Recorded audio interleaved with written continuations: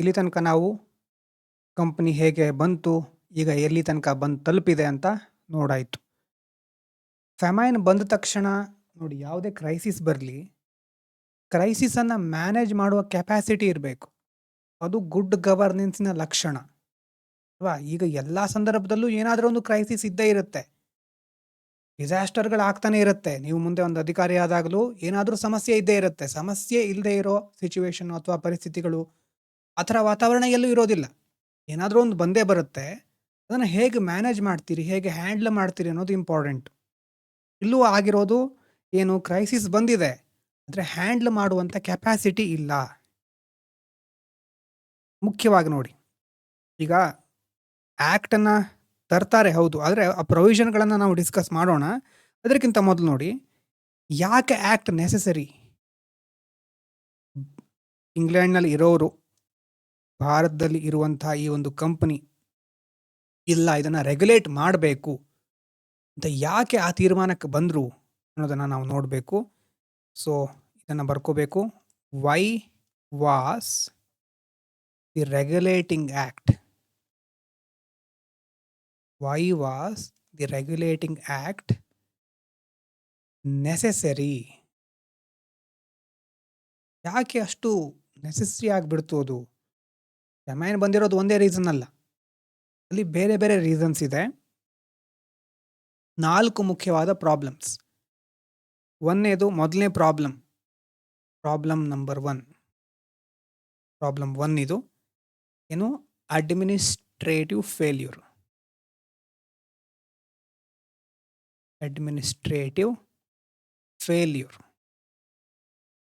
ಎಲ್ಲಿ? ಬೆಂಗಾಲಲ್ಲಿ. ಈಗಾಗಲೇ ಡಿಸ್ಕಸ್ ಮಾಡಿದ್ದೇವೆ ಇದನ್ನು. ಕಂಪನಿಗೆ ಫಿನಾನ್ಷಿಯಲ್ ಪವರ್ ಇರುತ್ತೆ, ಮತ್ತು ನವಾಬರಿಗೆ ಅಡ್ಮಿನಿಸ್ಟ್ರೇಷನ್ ಇರುತ್ತೆ. ಆದರೆ ಒಬ್ಬರೂ ಸಹ ಸರಿಯಾದ ಅಕೌಂಟೆಬಿಲಿಟಿ ತಗೊಳ್ಳೋದಿಲ್ಲ. ಕಂಪ್ಲೀಟ್ ಅಕೌಂಟೆಬಿಲಿಟಿ ಯಾರೂ ನೋಡ್ಕೊಳ್ತಾ ಇರೋದಿಲ್ಲ. ಗವರ್ನೆನ್ಸ್ ಪ್ರಿನ್ಸಿಪಲ್ ಏನಂತಂದರೆ, ಯಾರಿಗೆ ಅಥಾರಿಟಿ ಇರುತ್ತೋ ಅವರೇ ರೆಸ್ಪಾನ್ಸಿಬಿಲಿಟಿ ತಗೋಬೇಕು. ಆದರೆ ಇಲ್ಲಿ ಯಾರೂ ರೆಸ್ಪಾನ್ಸಿಬಿಲಿಟಿ ತಗೊಳ್ಳಲ್ಲ. ಇಬ್ಬರಿಗೂ ಅಥಾರಿಟಿ ಬೇಕು, ಕಂಪ್ನಿಗೂ ಬೇಕು, ನವಾಬರಿಗೂ ಬೇಕು. ಸೊ ಆ ಒಂದು ಕಾರಣದಿಂದ ಅಡ್ಮಿನಿಸ್ಟ್ರೇಷನ್ ಫೇಲ್ಯೂರ್ ಆಗುತ್ತೆ. 2ನೇ ಪ್ರಾಬ್ಲಮ್ ಏನು? Corruption among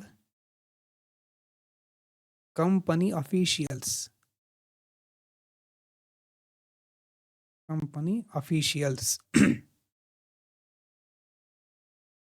East India company ಬಂದಿರೋದು ಯಾವ ರೀತಿ? ಪ್ರಾಫಿಟ್ ಮೇಕಿಂಗ್ ಆರ್ಗನೈಸೇಷನ್ ಥರ.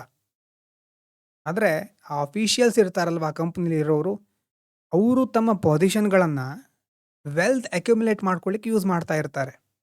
ಅಂದರೆ ಯಾವ ರೀತಿ? ತಮ್ಮ ಒಂದು ಇನ್ಫ್ಲೂಯೆನ್ಸ್ ಬಳಸ್ಕೊಂಡು ಪ್ರೈವೇಟ್ ಟ್ರೇಡ್ ಮಾಡೋದು, ಇಂಡಿಯನ್ ರೂಲರ್ಸ್ಗಳಿಂದ ಗಿಫ್ಟ್ ತಗೊಳ್ಳೋದು, ತಮ್ಮ ಅಥಾರಿಟಿಯನ್ನು ಮಿಸ್ಯೂಸ್ ಮಾಡ್ಕೊಳ್ಳೋದು, ಈ ರೀತಿಯಲ್ಲಿ ಕರಪ್ಷನ್ ಮಾಡ್ತಾ ಇರ್ತಾರೆ. ಆವಾಗ ಕಂಪ್ನಿ ರೆಪ್ಯುಟೇಷನ್ನು ಬ್ರಿಟನ್ನಲ್ಲಿ, ಓಹೋ ಇವರನ್ನು ಕಳಿಸ್ಕೊಂಡು ಈ ರೀತಿ ಮಾಡ್ತಾ ಇದ್ದಾರೆ ಇವರು, ದೊಡ್ಡ ದೊಡ್ಡ ಅಫಿಷಿಯಲ್ಸು ಅಂತ ಅವ್ರಿಗೆ ಗೊತ್ತಾಗ್ತಾ ಇರುತ್ತೆ. ಕಂಪ್ನಿ ರೆಪ್ಯುಟೇಷನ್ನಲ್ಲಿ ಒಂಥರ ಬ್ಯಾಡ್ ಇಂಪ್ರೆಷನ್ ಕ್ರಿಯೇಟ್ ಆಗುತ್ತೆ. 3ನೇ ಪ್ರಾಬ್ಲಮ್ ಏನು? ಫಿನಾನ್ಷಿಯಲ್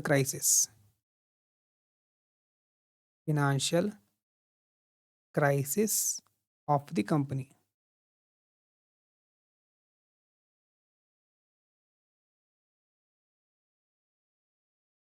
ಅಂದರೆ ಕಂಪ್ನಿಗೆ ಈಗ ಬೆಂಗಾಲ್ ಕಂಪ್ನಿಯ ಒಂದು ರೆವೆನ್ಯೂ ಅದೆಲ್ಲ ಪಡ್ಕೊಳ್ತಾ ಇದೆ. ಕಂಪ್ನಿ ರೆವೆನ್ಯೂ ಜಾಸ್ತಿ ಬರ್ತಾನೆ ಇದೆ, ಆದರೂ ಸಹಿತ ಫಿನಾನ್ಷಿಯಲಿ ಅನ್ಸ್ಟೇಬಲ್ ಯಾಕಾಯಿತು ಅಂತಂದರೆ, ಆಮೇಲೆ ಫೆಮೈನ್ ಬಂದಿರೋದು, ಅದೆಲ್ಲ ಒಂದು ರೀಸನ್ನು ಅಲ್ವಾ?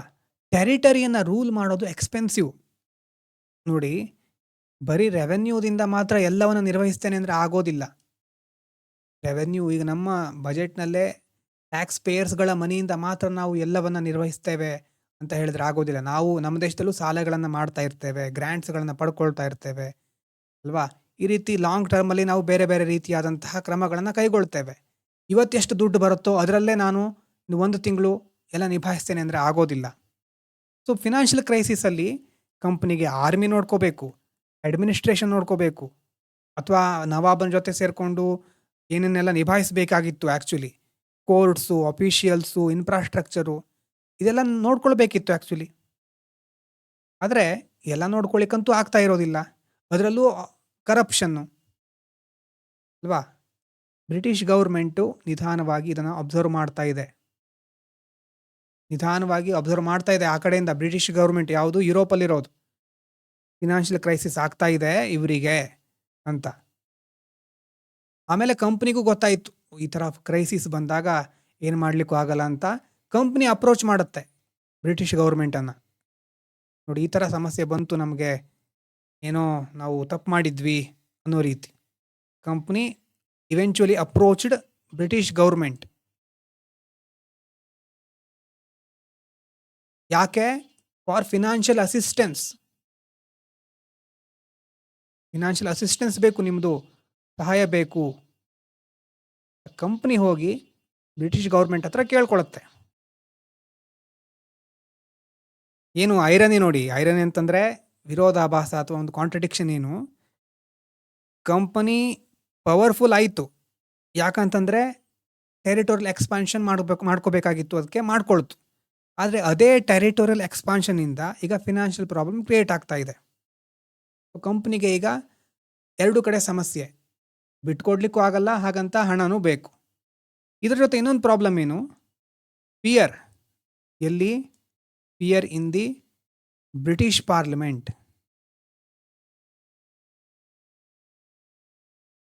ಬ್ರಿಟಿಷ್ ಪಾರ್ಲಿಮೆಂಟಲ್ಲಿ ಒಂದು ಫಿಯರ್ ಏನು, ಅಲ್ಲಿ ಪಾರ್ಲಿಮೆಂಟಲ್ಲಿ ಇರೋರು ನಾವು ಹೇಳ್ತಾ ಇರೋದು ಯುರೋಪ್ನಲ್ಲಿರೋರಿಗೆ. ಈಸ್ಟ್ ಇಂಡಿಯಾ ಕಂಪ್ನಿ ಈಗ ಏನಾಗ್ಬಿಟ್ಟಿದೆ, ಈಸ್ಟ್ ಇಂಡಿಯಾ ಕಂಪ್ನಿ ವಾಸ್ ನೋಡಿ ಟೂ ಪವರ್ಫುಲ್ ಟು ಇಗ್ನೋರ್ ಮಾಡೋಣ ಅಂತಂದರೆ ಅದು ಆಗೋಲ್ಲ. ಟೂ ಪವರ್ಫುಲ್ ಟು ಇಗ್ನೋರ್ ಮಾಡ್ಲಿಕ್ಕೆ ಆಗದೆ ಇರುವಷ್ಟು ದೊಡ್ಡ ಪವರ್ಫುಲ್ ಶಕ್ತಿಯಾಗಿ ಬೆಳೆದು ಬಿಟ್ಟಿದೆ. ಮತ್ತೆ ಟೂ ಅನ್ಸ್ಟೇಬಲ್, ಅದೊಂದೇ ಬಿಟ್ಬಿಡೋಣ ಅಂತಂದರೆ ಅದು unstable. Too unstable to leave alone. Ignore ಮಾಡಲಿಕ್ಕೂ ಆಗೋದಿಲ್ಲ, ಅದ್ರ ಪಾಡಿಗೆ ಅದು ಇರಲಿ, ಏನಾದರೂ ಮಾಡ್ಕೊಳ್ಳಿ ಅಂತ ಬಿಡಲಿಕ್ಕೂ ಆಗ್ತಾ ಇಲ್ಲ.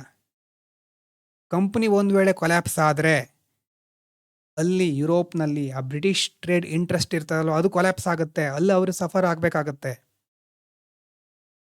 ಭಾರತದಲ್ಲಿ ಪೊಲಿಟಿಕಲ್ ಇನ್ಸ್ಟಾಬಿಲಿಟಿ ಇನ್ಕ್ರೀಸ್ ಆಗುತ್ತೆ, ಬ್ರಿಟನ್ನಿನ ಇಂಟರ್ನ್ಯಾಷನಲ್ ರೆಪ್ಯುಟೇಷನ್ ಅಫೆಕ್ಟ್ ಆಗುತ್ತೆ. ಇದೆಲ್ಲ ಬ್ರಿಟಿಷ್ ಪಾರ್ಲಿಮೆಂಟಿನ ಒಂದು ಫಿಯರ್. ಹಾಗಾಗಿ ಆವಾಗ ಪಾರ್ಲಿಮೆಂಟ್ ಡಿಸೈಡ್ ಮಾಡುತ್ತೆ, therefore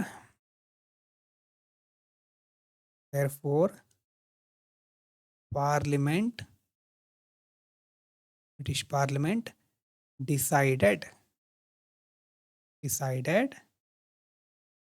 the company can continue. Company continue ಮಾಡಬಹುದು ಭಾರತದಲ್ಲಿ. Company can continue, but it cannot operate without supervision.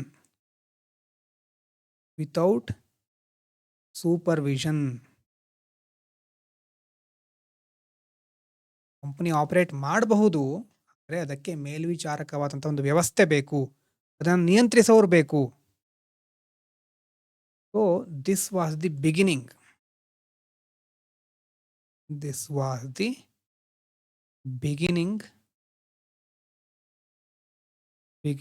Of parliamentary control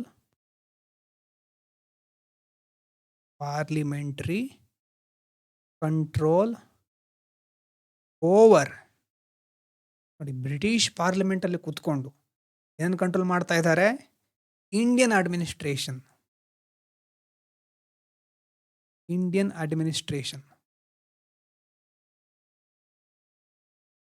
beginning of parliamentary control over Indian administration. ಈಗ ಶುರುವಾಗೋದು ಯಾವುದು, ರೆಗ್ಯುಲೇಟಿಂಗ್ ಆಕ್ಟು, ಅದರ provisions. The regulating act 1773.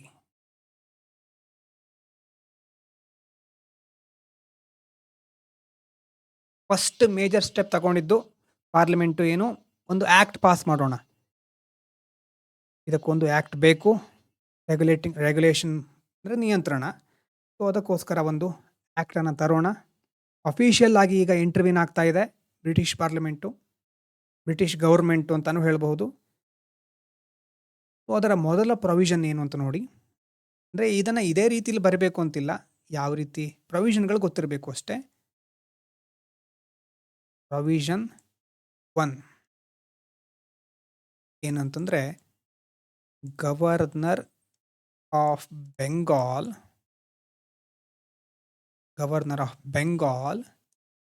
became Governor General of Bengal.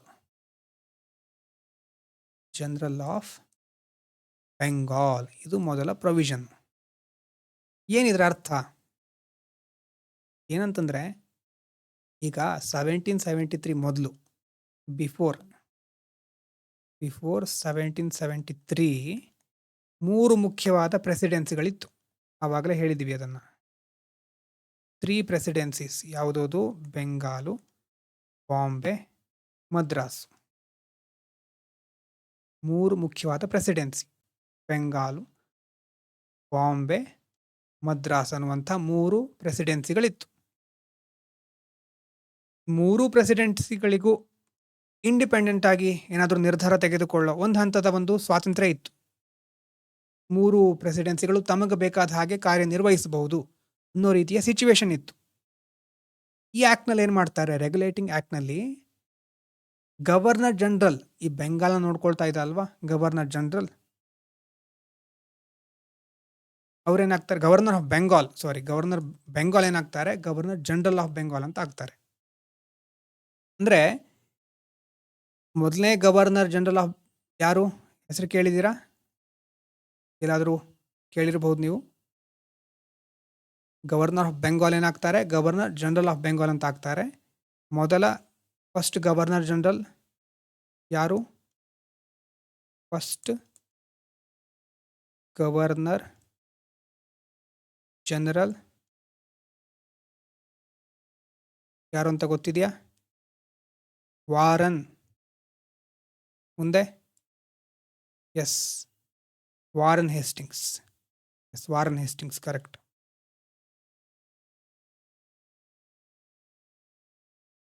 ಇಲ್ಲೇನಾಗ್ತಾ ಇದೆ, centralisation ಅನ್ನುವಂಥ concept ಬೇರೆ ಕಡೆನೂ ಬಂದಿದೆ ಅಲ್ವಾ. 3 ಕಡೆ ಬೇರೆ ಬೇರೆ ಇಂಡಿಪೆಂಡೆಂಟ್ ಆಗಿ ಡಿಸಿಷನ್ ತೆಗೆದುಕೊಳ್ಳೋ ಬದಲು ಒಬ್ಬರೇ 3ದಕ್ಕೆ ಸಂಬಂಧಪಟ್ಟಂತಹ ನಿರ್ಧಾರಗಳನ್ನು ಕೈಗೊಳ್ಳೋದು, ಕೇಂದ್ರೀಕರಣಗೊಳ್ಳೋದು ಒಂದೇ ಕಡೆ. ವಿಕೇಂದ್ರೀಕೃತ ಅಂತಂದರೆ ಡಿಸೆಂಟ್ರಲೈಸೇಷನ್. ಇಲ್ಲಿ ಕೇಂದ್ರೀಕೃತಗೊಳ್ತಾ ಇದೆ. ಡಿಸಿಷನ್ ಮೇಕಿಂಗನ್ನು, ಆ ಪವರನ್ನು ಬೇರೆ ಬೇರೆ ಇಂಡಿಪೆಂಡೆಂಟ್ ಯೂನಿಟ್ಸ್ಗಳಿಂದ ಒಂದು ಸೆಂಟ್ರಲ್ ಅಥಾರಿಟಿಗೆ ವರ್ಗಾಯಿಸ್ತಾ ಇದ್ದಾರೆ. Central authority. ಸೊ ಇಲ್ಲಿ ಬರುವಂಥ ಕಾನ್ಸೆಪ್ಟ್ ಯಾವುದು? ಮುಖ್ಯವಾಗಿ ಸೆಂಟ್ರಲೈಸೇಷನ್ ಅನ್ನುವಂಥ ಕಾನ್ಸೆಪ್ಟ್. ಬಿಗಿನಿಂಗ್ ಆಫ್ ಸೆಂಟ್ರಲೈಸೇಷನ್ ಅಂತ ಹೇಳ್ಬೋದು. ಸೆಂಟ್ರಲೈಸೇಷನ್ ಸ್ಟಾರ್ಟ್ ಮಾಡಿರೋದು ಈ ಒಂದು 1773 ರೆಗ್ಯುಲೇಟಿಂಗ್ ಆ್ಯಕ್ಟು.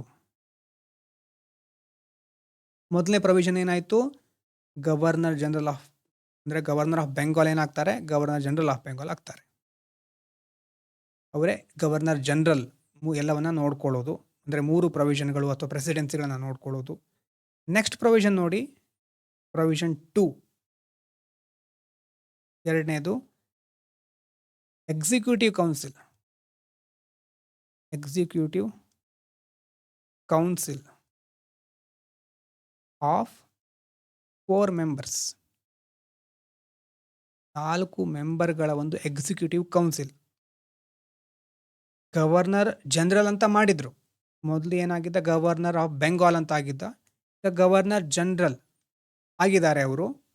ಸೊ ಅವರು ತಮಗೆ ಬೇಕಾದ ಹಾಗೆ ನಿರ್ಧಾರ ತೆಗೊಳ್ಳೋದಲ್ಲ, ಅವರನ್ನು ಅಸಿಸ್ಟ್ ಮಾಡಲಿಕ್ಕೆ ಒಂದು 4 ಮೆಂಬರ್ಸ್ ಕೌನ್ಸಿಲನ್ನು ಕ್ರಿಯೇಟ್ ಮಾಡ್ತಾರೆ. Governor general was not allowed to act alone. He was assisted by council of 4 members. Important decisions were taken by 4 members. Important decisions were taken by 4 members. 4 members were assigned to taken through majority voting. ಮತ್ತೆ ಆ governor general ಏನಾದರೂ ಬೇರೆ ಬೇರೆ ಕಷ್ಟಗಳನ್ನ ತಂದು ಹಾಕಿದ್ರೆ ಅಂತ ಅವನಿಗೆ ಮತ್ತೆ 4 ಜನ ಒಂದು ಕೌನ್ಸಿಲಿನ ಅಸಿಸ್ಟೆನ್ಸ್. ಈ ಕೌನ್ಸಿಲು ಮತ್ತು ಗವರ್ನರ್ ಜನರಲ್ಲು ಸೇರ್ಕೊಂಡು ಒಂದು ಕಮಿಟಿ ಥರ, ಕಮಿಟಿಯಲ್ಲಿ ವೋಟ್ ಮಾಡ್ತಾರೆ. ಆ ವೋಟಿಂಗ್ನಲ್ಲಿ ಮೆಜಾರಿಟಿ ಯಾವುದಕ್ಕೆ ಬರುತ್ತೋ ಆ ಡಿಸಿಷನನ್ನು ಕೈಗೊಳ್ತಾರೆ ಅಲ್ವಾ. ಬ್ರಿಟನ್ನಿಗೆ ಮೊದಲೇ ಗೊತ್ತಾಗ್ಬಿಟ್ಟಿದೆ, ಒಬ್ಬರ ಹತ್ರನೇ ಎಲ್ಲ ಪವರ್ ಕೊಟ್ಟರೆ ಆಗೋದಿಲ್ಲ. ಚೆಕ್ಸ್ ಆ್ಯಂಡ್ ಬ್ಯಾಲೆನ್ಸ್ ಅಂತ ಏನು ಪಾಲಿಟಿಲಿ ನಾವು ಮುಂದೆ ನೋಡ್ತೇವೆ, ಒಬ್ಬರು ಇನ್ನೊಂದನ್ನು ನಿಗಾ ವಹಿಸ್ತಾ ಇರಬೇಕು, ಚೆಕ್ಸ್ ಇರಬೇಕು ಅದರಲ್ಲಿ. ಸೊ ಇಲ್ಲಿ ಹಾಗಾಗಿ ಅವ್ರೇನು ಮಾಡ್ತಾರೆ, ಗವರ್ನರ್ ಜನರಲ್ಲು ಮತ್ತು ಕೌನ್ಸಿಲು ಕ್ರಿಯೇಟ್ ಮಾಡಿದರು. ಆದರೆ ಇದರಿಂದ ಇನ್ನೊಂದು ಪ್ರಾಬ್ಲಮ್ ಕ್ರಿಯೇಟ್ ಆಗುತ್ತೆ. ಎಷ್ಟೋ ಸಾರಿ ಕೌನ್ಸಿಲ್ ಏನು ಮಾಡಿಬಿಡುತ್ತೆ, ಗವರ್ನರ್ ಜನರಲನ್ನು ಮೀರಿಸಿ ಬೇರೆ ಒಂದು ರೀತಿಯಾಗಿ ವೋಟ್ ಮಾಡಿಬಿಡುತ್ತೆ. ಹೆಸರಿಗೆ ಗವರ್ನರ್ ಜನರಲ್, ಅಂದರೆ ಅವನ ಡಿಸಿಷನ್ಗಿಂತ ಕೌನ್ಸಿಲಿನ ಡಿಸಿಷನ್ನೇ ಎಷ್ಟೋ ಸಾರಿ ಪಾಸ್ ಆಗಿಬಿಡುತ್ತೆ. ಯಾಕಂದರೆ ವೋಟಿಂಗ್ ಅದು. Governor general could be outvoted by his council ಅಂತ ಸಿಚುವೇಶನ್ ಬರುತ್ತೆ. ವಾರನ್ ಹೇಸ್ಟಿಂಗ್ಸ್ ಅಂತ ಮೊದಲನೇವರು ಅಂತ ಹೇಳಿದ್ವಲ್ವಾ. During Warren Hastings administration there are some conflict emerged between him and council members. Warren Hastings ಮತ್ತು ಅವನ ಕೌನ್ಸಿಲ್ ಮೆಂಬರ್ಸ್ ಅವ್ರ ನಡುವೆನೇ ಕೆಲವೊಂದು ಕಾನ್ಫ್ಲಿಕ್ಟ್ ಕ್ರಿಯೇಟ್ ಆಗುತ್ತೆ. ಹೆಸರಿಗೆ ನಾನು ಗವರ್ನರ್ ಜನರಲ್ಲು, ನಾನು ಹೇಳಿದ್ದೆ ಪಾಸ್ ಆಗ್ತಾ ಇಲ್ಲ, ಈ ಕೌನ್ಸಿಲಿನ ಮೆಂಬರ್ಸ್ಗಳೇ ಹೆಚ್ಚು ತಮಗೆ ಬೇಕಾದ ರೀತಿ ಮಾಡ್ಕೊಳ್ತಾ ಇದ್ದಾರೆ ಅಂತ ಅಲ್ಲಿ ಕಾನ್ಫ್ಲಿಕ್ಟ್ ಕ್ರಿಯೇಟ್ ಆಗುತ್ತೆ. ಅದೇ ಏನು ಹಾಗಾದರೆ ಇಲ್ಲಿ ಪ್ರಾಬ್ಲಮ್ ಏನಂತಂದರೆ, ಆ್ಯಕ್ಟ್ ಏನು ಮಾಡಿದೆ, ಈ act created central authority but it did not clearly define the relationship. Governor general ಮತ್ತು ಅವನ ಕೌನ್ಸಿಲ್ ನಡುವೆ ಯಾವ ರಿಲೇಷನ್ಶಿಪ್ ಇರಬೇಕು ಅನ್ನೋದನ್ನು ಅದು ಸರಿಯಾಗಿ ಮೆನ್ಷನ್ ಮಾಡಿರಲಿಲ್ಲ, ಡಿಫೈನ್ ಮಾಡಿರಲಿಲ್ಲ. ನೋಡೋಣ ಅದು ಡೀಟೇಲ್ ಆಗಿ ಮತ್ತೆ ಸ್ವಲ್ಪ ಒಂದು ಪಾಯಿಂಟ್ ಬರೆಸ್ತೇನೆ ಮುಂದೆ. ಸೊ 4 ಕೌನ್ಸಿಲ್ ಮೆಂಬರ್ಸ್ ಎರಡನೇದು ಪ್ರೊವಿಷನ್ನು. ಮೂರನೇ ಪ್ರೊವಿಷನ್ ಇದು ಸುಪ್ರೀಂ ಕೋರ್ಟ್ ಎಟ್ ಕಲ್ಕತ್ತಾದಲ್ಲಿ ಒಂದು supreme court 1774 supreme court establish ಮಾಡ್ತಾರೆ ಕಲ್ಕತ್ತಾದಲ್ಲಿ. ಆ ಕೋರ್ಟಲ್ಲಿ ಒಬ್ಬರು ಚೀಫ್ ಜಸ್ಟಿಸು ಮತ್ತು 3 ಬೇರೆ ಅದರ್ ಜಡ್ಜಸ್ ಇರ್ತಾರೆ. ಫಸ್ಟ್ ಚೀಫ್ ಜಸ್ಟಿಸ್ ಯಾರು ಗೊತ್ತಿದೆಯಾ? ಇದು ಹೆಸರು ಕೇಳಿರಬಹುದು ನೀವು. First chief justice Elijah Impey. Yes, Elijah Impey, correct. ಈಗ ಸುಪ್ರೀಂ ಕೋರ್ಟ್ ಯಾಕೆ ಬೇಕಿತ್ತು ಅಂತ ನಾವು ಕೇಳಿದ್ರೆ, ಒಂದು ಲೀಗಲ್ ಸೂಪರ್ವಿಷನ್ ಬೇಕು. ಕಂಪನಿ ಅಫಿಷಿಯಲ್ಸ್ಗಳನ್ನು ಹಾಗೆ ಬಿಡ್ಲಿಕ್ಕೆ ಆಗೋದಿಲ್ಲ. ಮತ್ತೇನಾದರೂ ಇವರು ಹೊಸ ಹಗರಣ ಸ್ಕ್ಯಾಮ್ ಮಾಡಿಕೊಂಡ್ರೆ ಅಂತ ಒಂದು some form of legal supervision ಬೇಕು ಕಂಪನಿ ಅಫಿಷಿಯಲ್ಸ್ ಮೇಲೆ. ಹಾಗಾಗಿ ಜುಡಿಷಿಯಲ್ ಸಿಸ್ಟಮ್ ಇರಲಿ ಅಂತ ಸುಪ್ರೀಂ ಕೋರ್ಟನ್ನು ಕಲ್ಕತ್ತಾದಲ್ಲಿ ಎಸ್ಟಾಬ್ಲಿಷ್ ಮಾಡ್ತಾರೆ. ಅಂದರೆ ಇಲ್ಲೊಂದು ಸಮಸ್ಯೆ ಏನು, ಕ್ವಶನ್ ರೈಸ್ ಆಗುತ್ತೆ, ಕೋರ್ಟಿಗೆ ಕಂಪನಿ ಅಫಿಷಿಯಲ್ಸ್ಗಿಂತ ಹೆಚ್ಚು ಪವರ್ ಇದೆಯಾ ಹಾಗಾದರೆ? Did the court have authority over company officials? ಅಥವಾ ಇಂಡಿಯನ್ ಸಬ್ಜೆಕ್ಟ್ಸ್ ಭಾರತೀಯರ ಮೇಲೆ ಆ ಕೋರ್ಟು ತನಗೆ ಬೇಕಾದ ರೀತಿ ನಿರ್ಣಯಗಳನ್ನು ಕೊಡಬಹುದಾ? Did it have authority over Indian subject? ಅಥವಾ ರೆವೆನ್ಯೂ ಅಡ್ಮಿನಿಸ್ಟ್ರೇಷನ್ನಲ್ಲಿ ಅದು ಇಂಟರ್ಫಿಯರ್ ಆಗಬಹುದಾ ಸುಪ್ರೀಂ ಕೋರ್ಟು ಅನ್ನುವಂಥ ಪ್ರಶ್ನೆಗಳು ಎದುರಾಗುತ್ತೆ. ಇದರಿಂದ ಮತ್ತೆ ಕಾನ್ಫ್ಲಿಕ್ಟ್ ಕ್ರಿಯೇಟ್ ಆಗುತ್ತೆ. ಯಾವುದರ ನಡುವೆ conflict? Supreme court versus governor ಜನರಲ್ಲು ವರ್ಸಸ್ ಕಂಪನಿ ಅಡ್ಮಿನಿಸ್ಟ್ರೇಷನ್ನು, ಇವ್ರ ನಡುವೆ ಕಾನ್ಫ್ಲಿಕ್ಟು ಕ್ರಿಯೇಟ್ ಆಗುತ್ತೆ. ಸೊ ಇದು 3ನೇ ಪ್ರೊವಿಷನ್ನು ಮತ್ತು ಅದರಿಂದ ಸಮಸ್ಯೆ ಬಂದಿರೋದು. 4ನೇ ಪ್ರೊವಿಷನ್ ಏನು? ರೆಗ್ಯುಲೇಷನ್. ರೆಗ್ಯುಲೇಟಿಂಗ್ ಆ್ಯಕ್ಟೇ ಇದು. Regulation of company directors.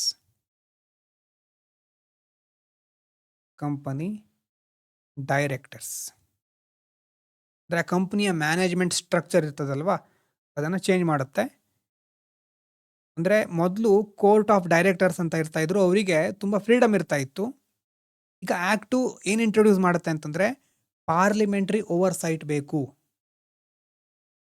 Parliament ನೋಡ್ತಾ ಇರುತ್ತೆ, ನೀವು ಸರಿಯಾಗಿಲ್ಲದೆ ಇದ್ರೆ ನಾವು ಕ್ರಮ ಕೈಗೊಳ್ತೇವೆ ಅನ್ನೋ ರೀತಿ. Parliamentary oversight. ಆ ಡೈರೆಕ್ಟರ್ಸ್ ಇರ್ತಾರೆ, ಕೋರ್ಟ್ ಆಫ್ ಡೈರೆಕ್ಟರ್ಸ್ ಅಂತ. ಡೈರೆಕ್ಟರ್ಸ್ಗಳ ಒಂದು ಟೆನ್ಯೂರನ್ನು 1 ಇಯರಿಂದ 4 ವರ್ಷದ ತನಕ ಇನ್ಕ್ರೀಸ್ ಮಾಡ್ತಾರೆ. ಮತ್ತು ಕೆಲವೊಂದು ಪೋರ್ಷನ್ ಆಫ್ ಡೈರೆಕ್ಟರ್ಸು ಪ್ರತಿ ವರ್ಷ ರಿಟೈರ್ಡ್ ಆಗ್ತಾರೆ. ಆ ರೀತಿ ಮಾಡಿ ನಾವು ಪಾರ್ಲಿಮೆಂಟ್ರಿ ಓವರ್ಸೈಟ್ ಇಟ್ಕೊಳ್ತೇವೆ. ಸೊ ಈ ರೀತಿ 4 ರೀತಿಯಾದಂತಹ ಬೇರೆ ಪ್ರೊವಿಷನ್ಗಳಿದೆ. ಇದಾದಮೇಲೆ ಇನ್ನೊಂದು ಪ್ರೊವಿಷನ್ ಏನು, ರಿಸ್ಟ್ರಿಕ್ಷನ್ಸ್ ಆನ್ ಕಂಪನಿ ಅಫಿಷಿಯಲ್ಸ್. 5ನೇದು ರಿಸ್ಟ್ರಿಕ್ಷನ್ಸ್ ಆನ್ ಕಂಪನಿ ಅಫಿಷಿಯಲ್ಸ್. ಆ್ಯಕ್ಟಿನ ಮುಖ್ಯವಾದ ಉದ್ದೇಶ ಏನು, ಕರಪ್ಷನ್ ಕಡಿಮೆ ಮಾಡೋದು ಅಲ್ವಾ? ಅದು ಒಂದು ಮುಖ್ಯವಾದ ಉದ್ದೇಶದಲ್ಲಿ ಒಂದು. ಕಂಪನಿ ಸರ್ವೆಂಟ್ಗಳಿಗೆ ಹಾಗಾದರೆ ಏನು ಮಾಡಬೇಕು, ಕೆಲವೊಂದು ರಿಸ್ಟ್ರಿಕ್ಷನ್ಸ್ ಹಾಕಬೇಕು.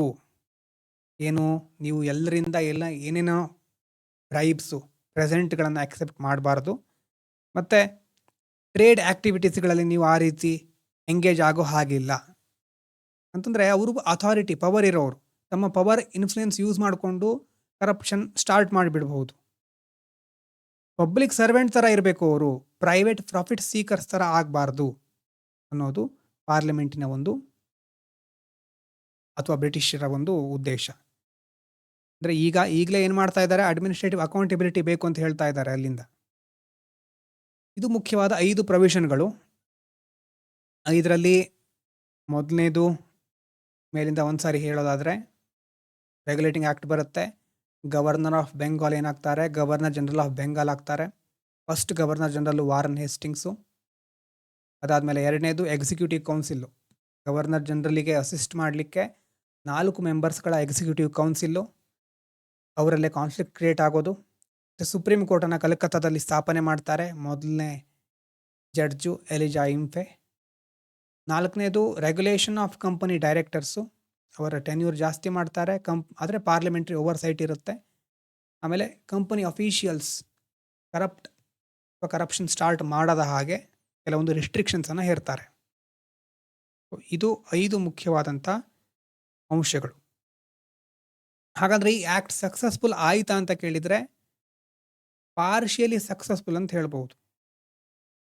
ಅನಾಲಿಸಿಸ್ ಮಾಡೋದಾದರೆ ಪಾರ್ಷಿಯಲಿ ಸಕ್ಸಸ್ಫುಲ್ ಅಂದರೆ ಜಸ್ಟ್ ಬಿಗಿನಿಂಗ್ ಇದು ಅಲ್ವಾ. ಸ್ಟಾರ್ಟಿಂಗ್ ಬಂದ ತಕ್ಷಣ ಎಲ್ಲ ಒಂದೇ ದಿವಸಕ್ಕಾಗುತ್ತೆ ಅಂತಲ್ಲ, ಪಾರ್ಷಿಯಲಿ ಸಕ್ಸಸ್ಫುಲ್ ಆಗಿದೆ.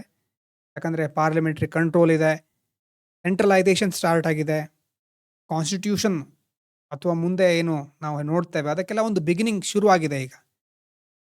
ಆದರೆ ಇದರ ಫೇಲ್ಯೂರ್ಸ್ಗಳೇನೇನು, ಫೇಲ್ಯೂರ್ಸಲ್ಲಿ ಮೊದಲನೇದು ಕನ್ಫ್ಯೂಸಿಂಗ್ ಪವರ್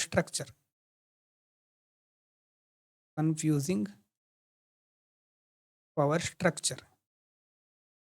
ಮೊದಲೇ ಹೇಳಿದಾಗೆ ಗವರ್ನರ್ ಜನರಲ್ ಇದ್ದಾರೆ, ಕೌನ್ಸಿಲ್ ಇದೆ, ಸುಪ್ರೀಂ ಕೋರ್ಟ್ ಇದೆ, ಕಂಪನಿ ಡೈರೆಕ್ಟರ್ಸ್ ಇದ್ದಾರೆ ಅಲ್ವಾ. ಅವ್ರ ನಡುವೆ ಯಾವ ರಿಲೇಷನ್ಶಿಪ್ ಇರಬೇಕು ಅನ್ನೋದು ಕ್ಲಿಯರ್ ಆಗಿ ಡಿಫೈನ್ ಆಗಿರೋದಿಲ್ಲ. Confusing power structure. 2ನೇದು supreme court conflict.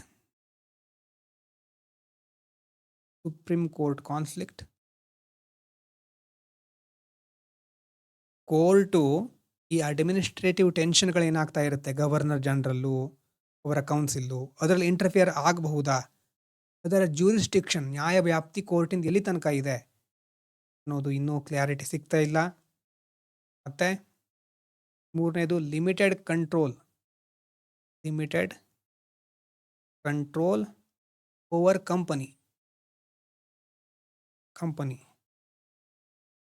Regulation start ಆಗಿದೆ ಅಷ್ಟೇ, ಕಂಪ್ಲೀಟ್ ಆಗಿ ಕಂಪ್ನಿಯನ್ನು ಕಂಟ್ರೋಲ್ ಮಾಡಲಿಕ್ಕೆ ಆಗ್ತಾ ಇಲ್ಲ.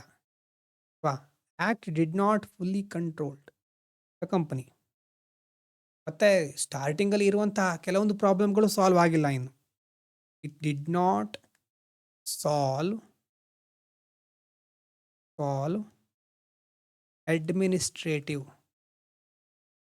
Administrative problems.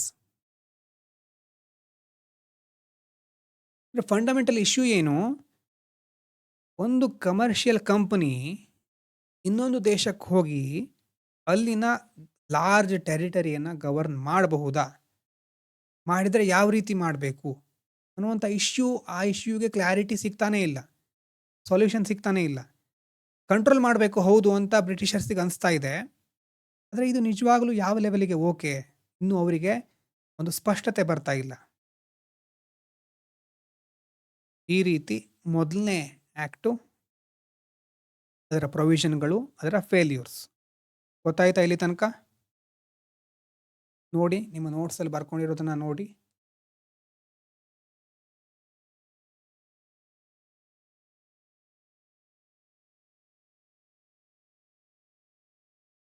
ಎಸ್. 1773ಯಲ್ಲಿ ಆ ಆ್ಯಕ್ಟ್ ಪಾಸ್ ಆಗುತ್ತೆ. ಗವರ್ನರ್ ಜನರಲ್ ಆಗ್ತಾರೆ.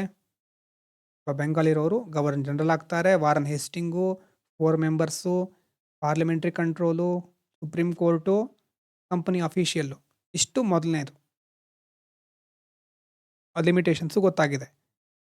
ಟರ್ನಿಂಗ್ ಪಾಯಿಂಟ್ ಹೌದೌದು, ರೆಗ್ಯುಲೇಟಿಂಗ್ ಆ್ಯಕ್ಟು 1773 ಟರ್ನಿಂಗ್ ಪಾಯಿಂಟ್ ಅಂತ ಹೇಳಬಹುದು. ಆದರೆ ಅಲ್ಲಿಗೆ ನಿಲ್ಲೋದಿಲ್ಲ. ಪ್ರಾಬ್ಲಮ್ ಏನಿತ್ತು ಅಂತಂದರೆ, ನಾವು ನೋಡಿದ್ವಿ, ಗವರ್ನರ್ ಜನರಲ್ಲು ಮತ್ತು ಇನ್ನೊಂದು ಕಡೆ ಜುಡಿಷಿಯಲ್ ಸಿಸ್ಟಮ್, ಅವ್ರ ನಡುವೆ ಪ್ರಾಬ್ಲಮ್ಮು ಕ್ರಿಯೇಟ್ ಆಗ್ತಾ ಬಂದಿದೆ.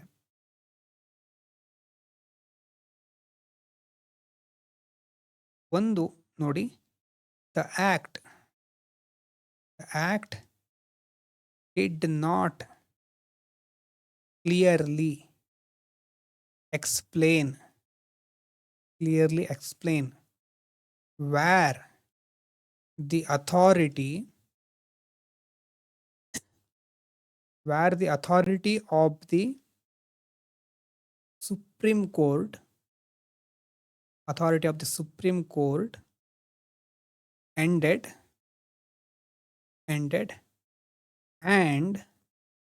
where the authority of the company administration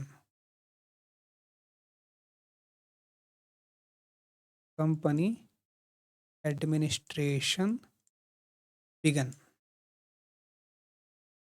ಇದು ಒಂದು ಮುಖ್ಯವಾದಂಥ ಸಮಸ್ಯೆ.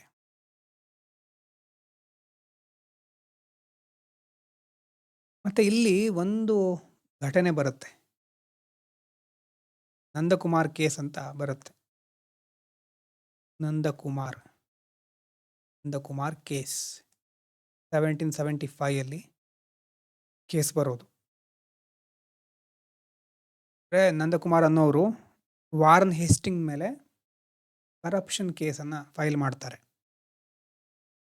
ಮತ್ತು ಆಗಿನ ಕಾಲದ ಅವರು ಎಲಿಜಾ ಇಂಫೆ ಇರ್ತಾರಲ್ವ, ಕೋರ್ಟ್ ಜಡ್ಜು, ಅವರೆಲ್ಲ ತನಿಖೆ ಮಾಡ್ತಾರೆ. ಆದರೆ ಆ್ಯಕ್ಚುಲಿ ಒಂದು ಮೂಲದ ಪ್ರಕಾರ ಎಲಿಜಾ ಇಂಫೆ ಇರಬಹುದು, ಮತ್ತು ಇಲ್ಲಿ ವಾರನ್ ಹೇಸ್ಟಿಂಗ್ಸ್ ಇರಬಹುದು, ಅವರೆಲ್ಲ ಕ್ಲೋಸ್ ಫ್ರೆಂಡ್ಸ್ ಆಗಿರ್ತಾರೆ. ನಂದಕುಮಾರ್ನ ಮೇಲೆ ಈ ಒಂದು ಫೈಲ್ ಮಾಡ್ತಾ ಇಲ್ವಾ, ನಂದಕುಮಾರ್ ಮೇಲೂ ಸಹ ಒಂದು ಫೋರ್ಜರಿ ಕೇಸನ್ನು ವಾಪಸ್ ಅಪ್ಲೈ ಮಾಡಿ ಇವ್ರ ಮೇಲೆ ಬೇರೆ ಬೇರೆ ರೀತಿ ಎವಿಡೆನ್ಸ್ಗಳನ್ನ ಕ್ರಿಯೇಟ್ ಮಾಡ್ತಾರೆ. ಲಾಸ್ಟಲ್ಲಿ ನಂದಕುಮಾರ್ ಕೇಸ್ನಲ್ಲಿ ಈ ನಂದಕುಮಾರ್ಗೆ ಗಲ್ಲು ಶಿಕ್ಷೆ ಆಗುತ್ತೆ, ಫೋರ್ಜರಿ ಕೇಸ್ನ ಆಧಾರದ ಮೇಲೆ. ಸೊ ಆವಾಗ ತುಂಬ ಏನು ಹೇಳ್ತಾರೆ, ಇದಕ್ಕೆ ತುಂಬ ಜನ ಕ್ರಿಟಿಸೈಸ್ ಮಾಡ್ತಾರೆ. ಫಸ್ಟ್ ಜುಡಿಷಿಯಲ್ ಮರ್ಡರಿ ಅಂತ, ಜುಡಿಷಿಯಲ್ ಸಿಸ್ಟಮ್ಮೇ ಇವನ ಮರ್ಡರಿಗೆ ಕಾರಣ ಆಯಿತು, ಅಥವಾ ಇವನ ಮರ್ಡರ್ ಮಾಡ್ತು. ನಂದಕುಮಾರ್ ಕೇಸ್ನಲ್ಲಿ ಜಡ್ಜಸ್ಸು ಮತ್ತು ಅಫಿಷಿಯಲ್ಸು ಅವರೊಳಗಡೆ ನೆಕ್ಸಸ್ ಕ್ರಿಯೇಟ್ ಮಾಡಿಕೊಂಡು ನಂದಕುಮಾರನ್ನು ಕೊಂದರು ಅನ್ನುವಂಥ ಒಂದು ಮೂಲಗಳು ಇದೆ.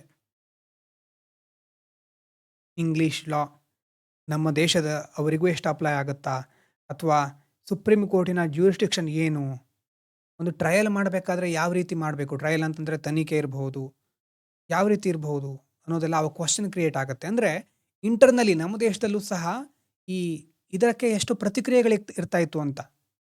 ಅಂದರೆ ಕೇವಲ ಬ್ರಿಟಿಷರ್ಸು, ಕಂಪನಿ, ಗವರ್ನರ್ ಜನರಲ್ಲು ಅಲ್ಲಿಗೆ ಸೀಮಿತ ಆಗಿರೋದಿಲ್ಲ. ಅಫಿಷಿಯಲ್ ಆಗಿ ಆ ಥರ ಮಾಡ್ಕೊಳ್ತಾ ಇದ್ರು, ನಮ್ಮ ದೇಶದ ಜನರ ಮೇಲೂ ಅದು ಅಫೆಕ್ಟ್ ಆಗ್ತಾ ಇದೆ. ಆ ರೀತಿಯಾಗಿ ಅವಾಗವಾಗ ಇಂಥ ಕೇಸ್ಗಳು ಸಹ ಇರುತ್ತೆ. ಈಗ ಬ್ರಿಟಿಷರ್ಸಿಗೆ ಅಂದರೆ ಬ್ರಿಟನ್ನಲ್ಲಿ ಇರೋರಿಗೆ ಒಂದು ಕ್ಲಿಯರ್ ಆಗುತ್ತೆ, ಏನು? ರೆಗ್ಯುಲೇಟಿಂಗ್ ಆ್ಯಕ್ಟಲ್ಲಿ ಇನ್ಸ್ಟಿಟ್ಯೂಷನ್ ಕ್ರಿಯೇಟ್ ಮಾಡಿದ್ದೇವೆ, ಆದರೆ ಅವರ ನಡುವೆ, ಆ ಇನ್ಸ್ಟಿಟ್ಯೂಷನ್ಗಳ ನಡುವೆ ಒಂದು ಸರಿಯಾದ ಕಾನ್ಸ್ಟಿಟ್ಯೂಷನಲ್ ರಿಲೇಷನ್ಶಿಪ್ ಇಲ್ಲ. ಅಂದರೆ should we control the company ಅನ್ನೋದು ಮೊದಲು ಕ್ವಶನ್ ಆಗಿತ್ತು, ಕಂಪನಿಯನ್ನು ಹೇಗೆ ಕಂಟ್ರೋಲ್ ಮಾಡೋದು ಅಂತ. ಆದರೆ ಈಗಿರೋ ಪ್ರಶ್ನೆ ಏನು?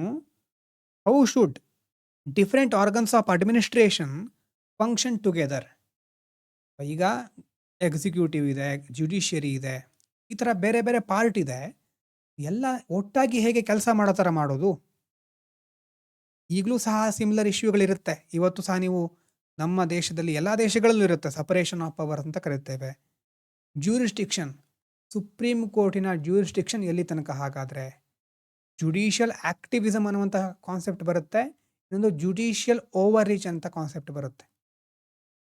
ಸರ್ಕಾರ ಏನಾದರೂ ತಪ್ಪು ಮಾಡಿದರೆ ಇದು ಸಂವಿಧಾನಕ್ಕೆ ವಿರೋಧವಾಗಿದ್ದು ಸಂವಿಧಾನಬದ್ಧ ಅಲ್ಲ ಇದು ಅಂತ ಹೇಳುವಂಥ ಅಧಿಕಾರ ಸುಪ್ರೀಂ ಕೋರ್ಟಿಗೆ ಇದೆ. ಆದರೆ ಸುಪ್ರೀಂ ಕೋರ್ಟಿನ ವ್ಯಾಪ್ತಿ ಎಲ್ಲಿ ತನಕ ಇರುತ್ತೆ? ಹಾಗಾದರೆ ಸರ್ಕಾರ ಏನು ಮಾಡಿದ್ರು ಅದಕ್ಕೆ ತಕರಾರು ತೆಗೆಯೋದಾ? ಜುಡಿಷಿಯಲ್ ಆಕ್ಟಿವಿಸಮ್ ಅದು. ಜುಡಿಷಿಯರಿ ತನ್ನ ವ್ಯಾಪ್ತಿಯನ್ನು ಬಿಟ್ಟು ಹೊರಗೆ ಬರ್ತಾ ಇದೆಯಾ? ಜುಡಿಷಿಯಲ್ ಓವರ್ ರೀಚ್ ಆಗ್ತಾ ಇದೆಯಾ? ಇಂಥ ಪ್ರಶ್ನೆಗಳು ಆವತ್ತಿಂದ ಇವತ್ತಿನ ತನಕನೂ ಇದೆ. ಅದಕ್ಕೆ ಕ್ಲಿಯರ್ ಕಟ್ ಆನ್ಸರ್ ಅಂತ ಇರೋದಿಲ್ಲ. ಬೇಸಿಕ್ ಸ್ಟ್ರಕ್ಚರ್ ಅಂತ ಸುಪ್ರೀಂ ಕೋರ್ಟ್ ಹೇಳುತ್ತೆ, ಏನು ಬೇಕಾದರೂ ಸೇರಿಸಬಹುದು ಹಾಗಾದರೆ ಅದರ ಹೆಸರಿನಲ್ಲಿ ಅಂತ ಗೌರ್ಮೆಂಟ್ ಕೇಳ್ತಾ ಇರುತ್ತೆ. ಸುಪ್ರೀಂ ಕೋರ್ಟಿನ ಒಳಗಡೆ ಅಥವಾ ಜಡ್ಜಸ್ಗಳ ನೇಮಕಾತಿಯಲ್ಲಿ ಟ್ರಾನ್ಸ್ಪರೆನ್ಸಿ ಇಲ್ಲ ಅಂತ ಗೌರ್ಮೆಂಟಿನ ಆರೋಪ. ಈ ರೀತಿ ಒಂದು ಸರ್ಕಾರದ ವಿಭಾಗ, ಆರ್ಗನ್ ಆಫ್ ದಿ ಗೌರ್ಮೆಂಟ್ ಅಂತ ಕರಿತೀವಲ್ವಾ, ಲೆಜಿಸ್ಲೇಚರ್, ಎಕ್ಸಿಕ್ಯೂಟಿವ್, ಜುಡಿಷಿಯರಿ, ಒಂದು ಇನ್ನೊಂದಕ್ಕೆ ಪೂರಕ ಆಗಿರಬೇಕಾಗಿತ್ತು, ಎಷ್ಟೋ ಸಾರಿ ಒಂದು ಇನ್ನೊಂದರ ವಿರುದ್ಧ ಆಗಿಬಿಡುತ್ತೆ. ಆದರೂ ಸಹಿತ ಪ್ರಜಾಪ್ರಭುತ್ವ ವ್ಯವಸ್ಥೆಯಲ್ಲಿ ಒಂದು ಹಂತದಲ್ಲಿ ಎಲ್ಲ ನಿಭಾಯಿಸ್ತಾ ಇರಬಹುದು. ಅಂದರೆ ಜನರಿಂದ ಆಯ್ಕೆ ಆಗಿರುವಂಥ ಪ್ರತಿನಿಧಿಗಳು ಯಾವ ಥರ ಇರ್ತಾರೆ ಅನ್ನೋದ್ರ ಮೇಲೆ ಡಿಪೆಂಡ್. ಇದೇ ಸಮಸ್ಯೆ ಆವಾಗಲೂ ಬಂದಿತ್ತು ಬ್ರಿಟಿಷರ್ಸಿಗೆ ಅಥವಾ ಅಲ್ಲಿ ಯುರೋಪ್ನಲ್ಲಿ ಇರೋರಿಗೆ. ಸಪ್ರೇಷನ್ ಆಫ್ ಪವರ್ ಬೇಕು, ಜ್ಯೂರಿಸ್ಟಿಕ್ಷನ್ ಸರಿಯಾಗಿ ಕ್ಲಿಯರ್ ಆಗಬೇಕು. ಸೊ ಇದಕ್ಕೋಸ್ಕರ ಏನು ಮಾಡೋಣ, ಮತ್ತೊಂದು ಆ್ಯಕ್ಟು ನಾವು ತರೋಣ ಅಂತ ಅವ್ರೇನು ಮಾಡ್ತಾರೆ. Next, the act of settlement. Act of settlement 1781. Regulating ಆ್ಯಕ್ಟ್ನಲ್ಲಿ ಇರುವಂಥ ವೀಕ್ನೆಸ್ಗಳನ್ನು ಕರೆಕ್ಟ್ ಮಾಡಲಿಕ್ಕೆ ಅಮೆಂಡ್ ಮಾಡ್ತಾರೆ. ಅದನ್ನು ಆ್ಯಕ್ಟ್ ಆಫ್ ಸೆಟ್ಲ್ಮೆಂಟ್ ಅಂತ ಕರೀತಾರೆ. ಅಮೆಂಡಿಂಗ್ ಆ್ಯಕ್ಟ್ ಅಂತ ಸಹ ಹೇಳ್ತಾರೆ ಇದಕ್ಕೆ. ಇದರ ಪ್ರೊವಿಷನ್ಗಳು ನೋಡಿ. ಮೊದಲನೇ ಪ್ರೊವಿಷನ್ನು, ಸುಪ್ರೀಂ ಕೋರ್ಟ್ಸ್ ಜ್ಯೂರಿಸ್ಟಿಕ್ಷನ್ ಅಂದರೆ ನ್ಯಾಯ ವ್ಯಾಪ್ತಿ, ಇಲ್ಲಿ ತನಕ ಅದರ ವ್ಯಾಪ್ತಿ ಇದೆ. Supreme courts jurisdiction was clarified. ನಿಮ್ಮ ವ್ಯಾಪ್ತಿ ಇಷ್ಟು ನೋಡಿ, ಸುಪ್ರೀಂ ಕೋರ್ಟಿಗೆ ಒಂದು ಕ್ಲಾರಿಟಿ ಕೊಡ್ತಾ ಇದ್ದಾರೆ. ಅದೇ ಸಮಸ್ಯೆ ಆಗಿತ್ತಲ್ವ ಒಂದು. So act restricted supreme court authority over certain matters. Supreme ಕೋರ್ಟಿಗೆ ಕೆಲವು ರಿಸ್ಟ್ರಿಕ್ಷನ್ಸ್ ಹಾಕ್ತಾರೆ. The court was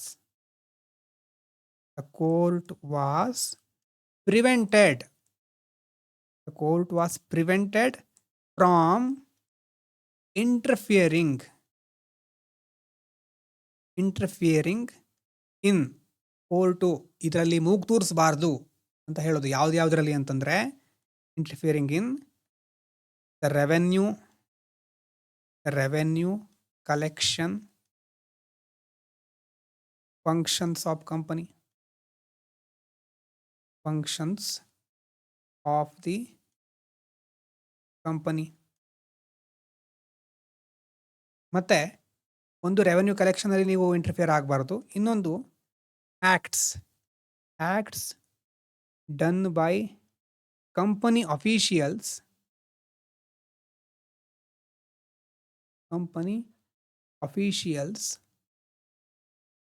in their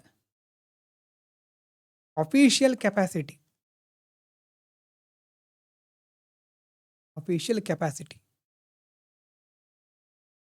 court was prevented from interfering in ಮೊದಲನೇದು revenue collection functions of the company. Company revenue ಕಲೆಕ್ಷನ್ನಲ್ಲಿ ಮೂಗು ತೂರಿಸೋ ಹಾಗಿಲ್ಲ. ಆಮೇಲೆ ಅಫಿಷಿಯಲ್ಸ್ ಇರ್ತಾರೆ, ಅಧಿಕಾರಿಗಳು. ಅವರು ಆಫೀಸನ್ನು ಹೋಲ್ಡ್ ಮಾಡಿದಾಗ ಆಫೀಸಿಗೋಸ್ಕರ ಏನು ಕೆಲಸಗಳನ್ನ ಮಾಡಿರ್ತಾರೆ, ಆ ಆ್ಯಕ್ಟ್ಸ್ ಅಂತಂದರೆ ಇಲ್ಲಿ ಕಾಯ್ದೆ ಅಂತಲ್ಲ, ಅವರು ತೆಗೆದುಕೊಂಡಂಥ ಕ್ರಮಗಳನ್ನು ಕಂಪ್ನಿ ಏನು ಅಫಿಷಿಯಲ್ ಆಗಿ ಮಾಡಿರುತ್ತಲ್ವ ಅದು, ಅದರಲ್ಲಿ ಸಹ ಕೋರ್ಟು ಮೂಗು ತೂರಿಸೋ ಹಾಗಿಲ್ಲ, ಇಂಟರ್ಫಿಯರ್ ಆಗೋ ಹಾಗಿಲ್ಲ. ಅದರಿಂದ ನೀವು ದೂರ ಇರಬೇಕು. ಕೋರ್ಟ್ ವಾಸ್ ಪ್ರಿವೆಂಟೆಡ್ ಅಲ್ವಾ. ಅಡ್ಮಿನಿಸ್ಟ್ರೇಷನ್ ಬೇರೆ, ಜುಡಿಷಿಯರಿ ಬೇರೆ ಅಂತ ಇಲ್ಲಿ clear separation of power government ಮಾಡ್ತಾ ಇದೆ. ಅದು ಬ್ರಿಟನ್ ಗೌರ್ಮೆಂಟ್. ಎರಡನೇ provision, second, protection for government officials.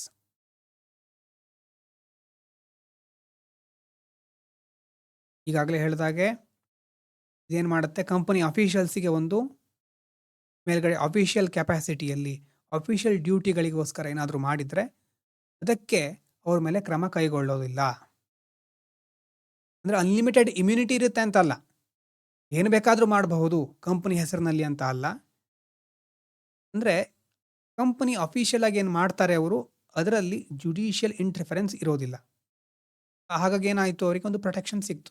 ಮೊದಲನೇ ಪಾಯಿಂಟೇ ಅದರ ಒಂದು ಇಂಪ್ಯಾಕ್ಟ್ ಇದು. ಎರಡನೇ ಪಾಯಿಂಟ್ ಅಂತ ಹೇಳ್ಬೋದು. ಮೂರನೇದು recognition of Indian loss and customs. Indian loss and customs, ಭಾರತದ ಕಾನೂನು ಸಂಪ್ರದಾಯ, ಬೇರೆ ಬೇರೆ ಪದ್ಧತಿಗಳು, ಅದನ್ನು ರೆಕಗ್ನೈಸ್ ಮಾಡ್ತಾ ಇದ್ದಾರೆ. Act recognise that Indian personal loss, customs needed consideration legal matters.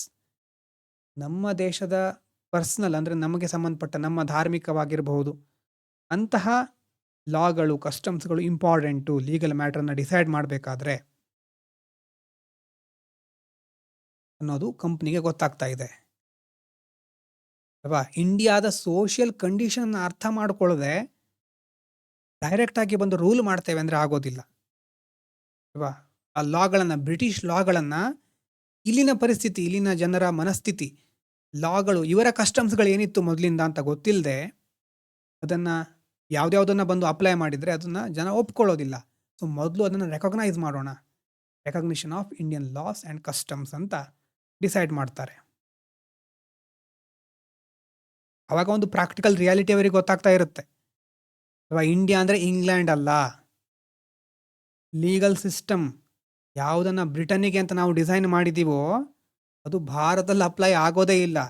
ಭಾರತದಷ್ಟು ವಿಚಿತ್ರ, ವಿಭಿನ್ನ, ವಿಶಿಷ್ಟ ಬೇರೆ ದೇಶ ಇಲ್ಲ ಅಂತ ಹೇಳ್ತಾರೆ. ಅಂದರೆ ಬೇರೆ ದೇಶದ ಥರ ಅಷ್ಟೇ ಡೈವರ್ಸಿಟಿ ಇಲ್ಲ. ಇಲ್ಲಿ ಸಾವಿರಾರು ರೀತಿ, ಸಾವಿರಾರು ವಿಭಾಗದ, ಸಾವಿರಾರು ವಿಧ, ಏನೇನು ಹೇಳ್ಬೋದು ನಾವು, ಲ್ಯಾಂಗ್ವೇಜು ಕೊಡ್ತಾನೆ ಹೋಗ್ಬೋದು, ಅಷ್ಟು ಡೈವರ್ಸಿಟಿ ಇದೆ. ಇಂಥ ಡೈವರ್ಸ್ ಲ್ಯಾಂಡನ್ನು ಇಂಗ್ಲೆಂಡ್ ಥರ ಯಾವುದೋ ಒಂದು ಲಾನ ಇಲ್ಲಿ ತಂದರೆ ಆಗೋದಿಲ್ಲ ಅಂತ ಅವ್ರಿಗೆ ಗೊತ್ತಾಗುತ್ತೆ. ಮೊದಲು ಇಲ್ಲಿನ ಲಾಗಳನ್ನು, ಕಸ್ಟಮ್ಗಳನ್ನು ತಿಳ್ಕೊಳ್ಳೋಣ, ಅದನ್ನು ರೆಕಗ್ನೈಸ್ ಮಾಡೋಣ ಅಂತ ಹೊರಡ್ತಾರೆ.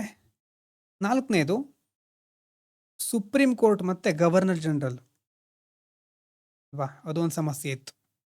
Supreme court and governor general, short ಆಗಿ ಬರೀತಾನೆ, ರಿಲೇಷನ್ಶಿಪ್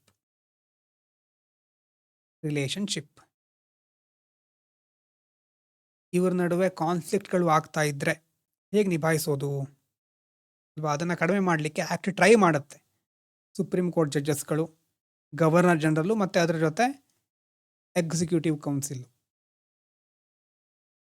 ಅಂದರೆ ಒಂದು ಇನ್ಸ್ಟಿಟ್ಯೂಷನಲ್ ಬ್ಯಾಲೆನ್ಸ್ ಇರಲಿ ಅನ್ನೋದ್ರ ಬಗ್ಗೆ ಮೊದಲು ಹೇಳಿದಾಗೆ, ಮೇಲ್ಗಡೆ ಹೇಳಿದಾಗೆ ಮೊದಲನೇ ಪಾಯಿಂಟ್ ಇತ್ತಲ್ವಾ, ಸುಪ್ರೀಂ ಕೋರ್ಟು ಇಂತಿಂಥ ಕಡೆ ಮೂಗು ತೂರಿಸಬಾರ್ದು ಅನ್ನೋದೇ ಇಲ್ಲಿ ನಾವು ನೋಡ್ಬೋದು, ಅದನ್ನು ಇಂಪ್ಲೈ ಮಾಡಬಹುದು. ಇದಕ್ಕೆ ಸುಪ್ರೀಂ ಕೋರ್ಟು ಮತ್ತು ಗವರ್ನರ್ ಜನರಲ್ ರಿಲೇಷನ್ಶಿಪ್ಪನ್ನು ಈ ಆ್ಯಕ್ಟು ಈ ರೀತಿ ಮಾಡಬಹುದು. ನೀವು ಇನ್ಸ್ಟಿಟ್ಯೂಷನಲ್ ಬ್ಯಾಲೆನ್ಸ್ ಅಂತ ಹೇಳ್ತೇವೆ, ಇನ್ಸ್ಟಿಟ್ಯೂಷನಲ್ ಬ್ಯಾಲೆನ್ಸ್. ಸಾಂಸ್ಥಿಕವಾಗಿ ಅಲ್ಲೊಂದು ಸಮತೋಲನ ಇರಬೇಕು. ಅದನ್ನು ಕ್ರಿಯೇಟ್ ಮಾಡಲಿಕ್ಕೆ ಈ ಆ್ಯಕ್ಟು ಪ್ರಯತ್ನ ಮಾಡುತ್ತೆ. 4 ಪ್ರೊವಿಷನ್ಗಳು ಇದರದ್ದು. ಮೊದಲನೇದು ಕೋರ್ಟಿನ ಒಂದು ರಿಸ್ಟ್ರಿಕ್ಷನ್ಸ್, ಸುಪ್ರೀಂ ಕೋರ್ಟ್ ಜ್ಯೂರಿಸ್ಡಿಕ್ಷನ್ ಅದನ್ನು ಕ್ಲಾರಿಫೈ ಮಾಡ್ತಾರೆ. ಎರಡನೇದು ಗೌರ್ಮೆಂಟ್ ಅಫಿಷಿಯಲ್ಸನ್ನು ಪ್ರೊಟೆಕ್ಟ್ ಮಾಡ್ತಾರೆ. ಇಂಡಿಯನ್ ಲಾ ಕಸ್ಟಮ್ಗಳನ್ನ ರೆಕಗ್ನೈಸ್ ಮಾಡ್ತಾರೆ. ಸುಪ್ರೀಂ ಕೋರ್ಟು, ಗವರ್ನರ್ ಜನರಲ್ಲು, ಎಕ್ಸಿಕ್ಯೂಟಿವ್ ಕೌನ್ಸಿಲು ರಿಲೇಷನ್ಸ್ ಹೇಗಿರಬೇಕು ಅಂತ ಒಂದು ಐಡಿಯಾ ಸಿಗುತ್ತೆ. ಈಗ ಇದು ಸಕ್ಸಸ್ಫುಲ್ ಆಯ್ತಾ ಅಂತ ಕೇಳಿದರೆ ಈ ಆ್ಯಕ್ಟು ಕೆಲವೊಂದು ಅಚೀವ್ಮೆಂಟ್ಸ್ ಇದೆ. ಅಂದರೆ ಕಾನ್ಫ್ಲಿಕ್ಟ್ ಒಂದು ಲೆವೆಲಿಗೆ ಕಡಿಮೆ ಆಗುತ್ತೆ, ಸ್ಟೆಬಿಲಿಟಿ ಬರುತ್ತೆ, ಮತ್ತು ಇಂಡಿಯಾದ ಕಂಡೀಷನ್ಗಳನ್ನು ಅರ್ಥ ಮಾಡ್ಕೊಳ್ತಾ ಇದ್ದಾರೆ, ಅವರು ಅಡಾಪ್ಟ್ ಮಾಡ್ಕೊಳ್ತಾ ಇದ್ದಾರೆ. ಲಿಮಿಟೇಷನ್ಸ್ ಏನು ಅದನ್ನು ಬರ್ಕೋಬೇಕು. ಲಿಮಿಟೇಷನ್ಸ್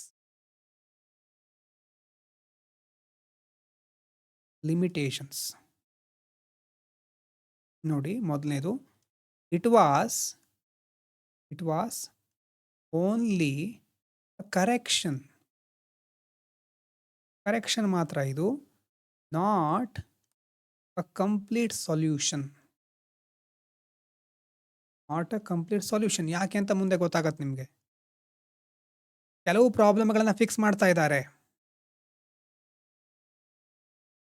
ಆದರೆ ಎಲ್ಲ ಇನ್ನೂ ಸಾಲ್ವ್ ಆಗಿಲ್ಲ. ಮೊದಲನೇದು ಲಿಮಿಟೇಷನ್. ಎರಡನೇದು ಕಂಪನಿ. ಈಗ ಕಂಪನಿ ಮತ್ತು ಗವರ್ನರ್ ಜನರಲ್ಲು, ಸುಪ್ರೀಂ ಕೋರ್ಟು, ಅದರ ರಿಲೇಷನ್ಸು ಒಂದು ಲೆವೆಲಿಗೆ ಬಂತು. ಕಂಪನಿ ಆ್ಯಂಡ್ ಕ್ರೋನ್ ಅಂತಂದರೆ ಎಲ್ಲಿ? ಬ್ರಿಟನ್, ಅಲ್ಲಿದು. Company crown relationship remained unclear.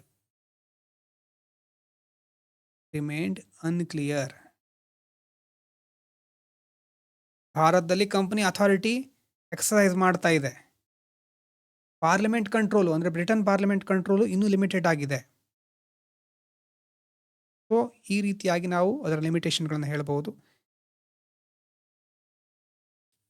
So ಆ ರೀತಿ ಇನ್ನು ಮುಂದಿನ ಹೆಜ್ಜೆ ಶುರುವಾಗುತ್ತೆ. ಇಲ್ಲಿ ತನಕ ಗೊತ್ತಾಗಿದೆಯಾ? ಲಿಮಿಟೇಷನ್ಸ್ ಇದೆ ಇಲ್ಲಿ ಅಂತ ಗೊತ್ತಾಗುತ್ತೆ ಕಂಪ್ನಿಗೆ ಮತ್ತು Britain ಪಾರ್ಲಿಮೆಂಟಿಗೆ.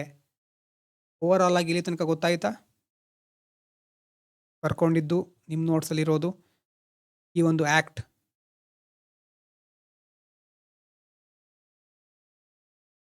S, okay. So regulating act ಮೊದಲು ನೋಡಿದ್ದು 1773. ಸೊ ಅಲ್ಲಿ ಏನೇನು ಪ್ರೊವಿಷನ್ ಅಂತ ನೆನಪು ಮಾಡ್ಕೊಳ್ಳಿ. ಅದಾದಮೇಲೆ ನೆಕ್ಸ್ಟ್ ಬಂದಿದ್ದು ಈಗ ಆ್ಯಕ್ಟ್ ಆಫ್ ಸೆಟ್ಲ್ಮೆಂಟ್. ಇಲ್ಲೇನು ಮಾಡಿದ್ರು? ಒಂದು ಬ್ಯಾಲೆನ್ಸ್ ತರಲಿಕ್ಕೆ ನೋಡ್ತಾ ಇದ್ದಾರೆ. ಈಗ ಮುಂದೆ 1781 ಆದಮೇಲೆ ಮುಂದೆ ಬರುವಂಥದ್ದು ಯಾವುದು? ಎಲ್ಲಾದರೂ ನೋಡಿದ್ದೀರಾ? ಅಂದರೆ ಮೊದಲು ಎಲ್ಲಾದರೂ ಓದಿದ್ದೀರಾ ಯಾವ ಆ್ಯಕ್ಟ್ ಬರುತ್ತೆ?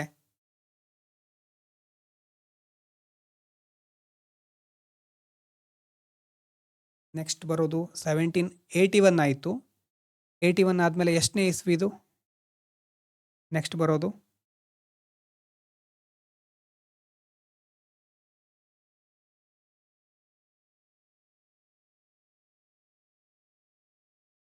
ನೆಕ್ಸ್ಟ್ ಬರೋದು 1784 ಪಿಟ್ಸ್ ಇಂಡಿಯಾ ಆ್ಯಕ್ಟ್ ಅಂತ ಕರೀತಾರೆ. 1784.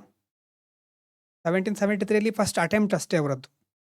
81 ರಿಪೇರ್ ಮಾಡ್ತಾ ಇದ್ದಾರೆ. ಈಗ ಮುಂದೆ ಬರೋದು ಒಂದು ಪ್ರಶ್ನೆ, ಅಂದರೆ ಫಂಡಮೆಂಟಲ್ ಪ್ರಾಬ್ಲಮ್ ಇನ್ನೂ ಇರೋದೇನು? ಈಸ್ಟ್ ಇಂಡಿಯಾ ಕಂಪನಿ ಇನ್ನೂ ಒಂದು ಪ್ರೈವೇಟ್ ಕಂಪನಿ, ಅದರಲ್ಲಿ ಕೋರ್ಟ್ ಆಫ್ ಡೈರೆಕ್ಟರ್ಸ್ ಇದ್ದಾರೆ, ಕಮರ್ಷಿಯಲ್ ಇಂಟ್ರೆಸ್ಟ್ ಇದೆ, ಅದಕ್ಕೆ ಇನ್ನೂ ಅಡ್ಮಿನಿಸ್ಟ್ರೇಟಿವ್ ಮಷಿನರಿನೂ ನೋಡ್ಕೊಳ್ತಾ ಇದೆ ಅಲ್ವಾ? ಲಾರ್ಜ್ ಟೆರಿಟರಿ ನೋಡ್ಕೊಳ್ತಾ ಇದೆ, ಮಿಲಿಯನ್ಸ್ ಆಫ್ ಪೀಪಲ್ ಇದ್ದಾರೆ ಭಾರತದಲ್ಲಿ, ರೆವೆನ್ಯೂ ಸಿಸ್ಟಮು ಇದಕ್ಕೆ ಬೇಕು, ಮಿಲಿಟರಿ ಫೋರ್ಸಸ್ನು ಯೂಸ್ ಮಾಡ್ತಾ ಇದೆ. ಇಲ್ಲಿ ಒಂದು ಕಾನ್ಸ್ಟಿಟ್ಯೂಷನಲ್ ಕಾಂಟ್ರಾಡಿಕ್ಷನ್ ಕ್ರಿಯೇಟ್ ಆಗುತ್ತೆ. ಕಾನ್ಸ್ಟಿಟ್ಯೂಷನಲ್ ಕಾಂಟ್ರಾಡಿಕ್ಷನ್ ಏನು ಅಂತಂದರೆ, ಮೊದಲೇ ನಿಮಗೂ ಈ ಪ್ರಶ್ನೆ ಬಂದಿರಬಹುದು. Company exist to make profits. ಕಂಪ್ನಿಗಳಿರೋದು ಪ್ರಾಫಿಟ್ ಮಾಡಲಿಕ್ಕೆ. ಟು ಮೇಕ್ ಪ್ರಾಫಿಟ್ಸ್ ಗೊತ್ತಿದೆ ನಿಮಗೆ. ಗವರ್ಮೆಂಟ್ ಇರೋದು ಯಾಕೆ? ಗವರ್ನ್ ಮಾಡಲಿಕ್ಕೆ. Government exists to govern. Government ಇರೋದು ಗವರ್ನ್ ಮಾಡಲಿಕ್ಕೆ, ಕಂಪ್ನಿ ಇರೋದು ಪ್ರಾಫಿಟ್ ಜನರೇಟ್ ಮಾಡಲಿಕ್ಕೆ, ಪಡ್ಕೊಳ್ಳಿಕ್ಕೆ. But the East India Company was trying to do both. ಎರಡೂ ಮಾಡ್ತೇನೆ ಅಂತ ಹೊರಡ್ತಾ ಇದೆ. ಪ್ರಾಫಿಟ್ಟು ಬೇಕು, ಗವರ್ನೆನ್ಸು ಬೇಕು ಅಂತ ಈಸ್ಟ್ ಇಂಡಿಯಾ ಕಂಪನಿ ಎರಡನ್ನೂ ಮಾಡ್ಲಿಕ್ಕೆ ಹೊರಟಿದೆ. ಅವಾಗ ಬ್ರಿಟಿಷ್ ಪಾರ್ಲಿಮೆಂಟಿಗೆ, ಅಂದರೆ ಯುರೋಪ್ನಲ್ಲಿರೋರಿಗೆ ಒಂದು ಕ್ವಶನ್ ಎದುರಾಗುತ್ತೆ. ಒಂದು ಪ್ರೈವೇಟ್ ಕಂಪನಿಯನ್ನು ನಾವು ಈ ರೀತಿ ಬಿಡಬಹುದಾ?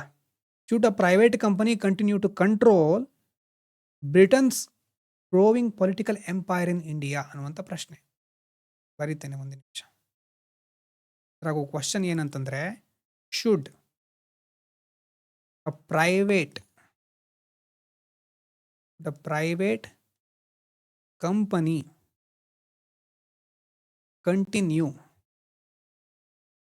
continue to control Britain's growing political empire. ಇಲ್ಲಿ ಬ್ರಿಟನ್ನಿನ ಒಂದು ಎಂಪೈರ್ ಅಂತ ಹೇಳ್ಬಹುದು. ಅಂದರೆ ಕಂಪನಿ ನಡೆಸ್ಕೊಳ್ತಾ ಇರೋದು, ನೋಡ್ತಾ ಇರೋದು ಎಂಪೈರ್ ಇನ್ ಇಂಡಿಯಾ, ಭಾರತದಂಥ ದೇಶ. ಒಂದು ಪ್ರೈವೇಟ್ ಕಂಪನಿ ಆ ರೀತಿ ಮಾಡಬಹುದಾ ಅಂತ ಪ್ರಶ್ನೆ ಬರುತ್ತೆ ಬ್ರಿಟಿಷ್ ಪಾರ್ಲಿಮೆಂಟಲ್ಲಿರೋರಿಗೆ. ಅದಕ್ಕೋಸ್ಕರ ಅವರೇನು ಮಾಡ್ತಾರೆ, ಮತ್ತೊಂದು ಆ್ಯಕ್ಟ್ ತರ್ತಾರೆ. ಅದಕ್ಕೋಸ್ಕರನೇ ಬರೋದು ಪಿಟ್ಸ್ ಇಂಡಿಯಾ ಆ್ಯಕ್ಟ್ 1784.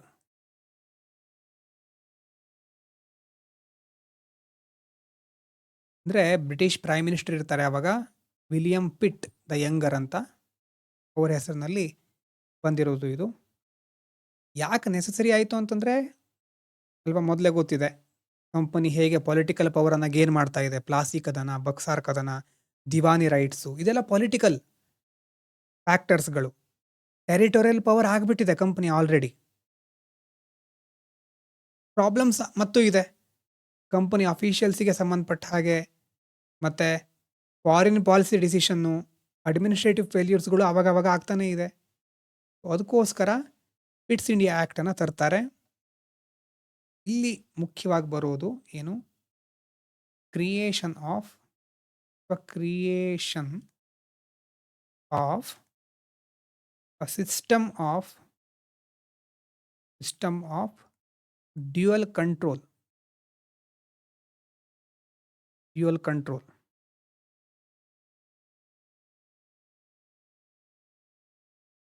ನೋಡಿ, ಬೆಂಗಾಲ್ನಲ್ಲಿ ಡ್ಯುಯಲ್ ಗೌರ್ಮೆಂಟ್ ಇರುತ್ತೆ. ಈಗ ಬೆಂಗಾಲ್ನಲ್ಲಿರೋದೇನು, ಡ್ಯುಯಲ್ ಗೌರ್ಮೆಂಟ್.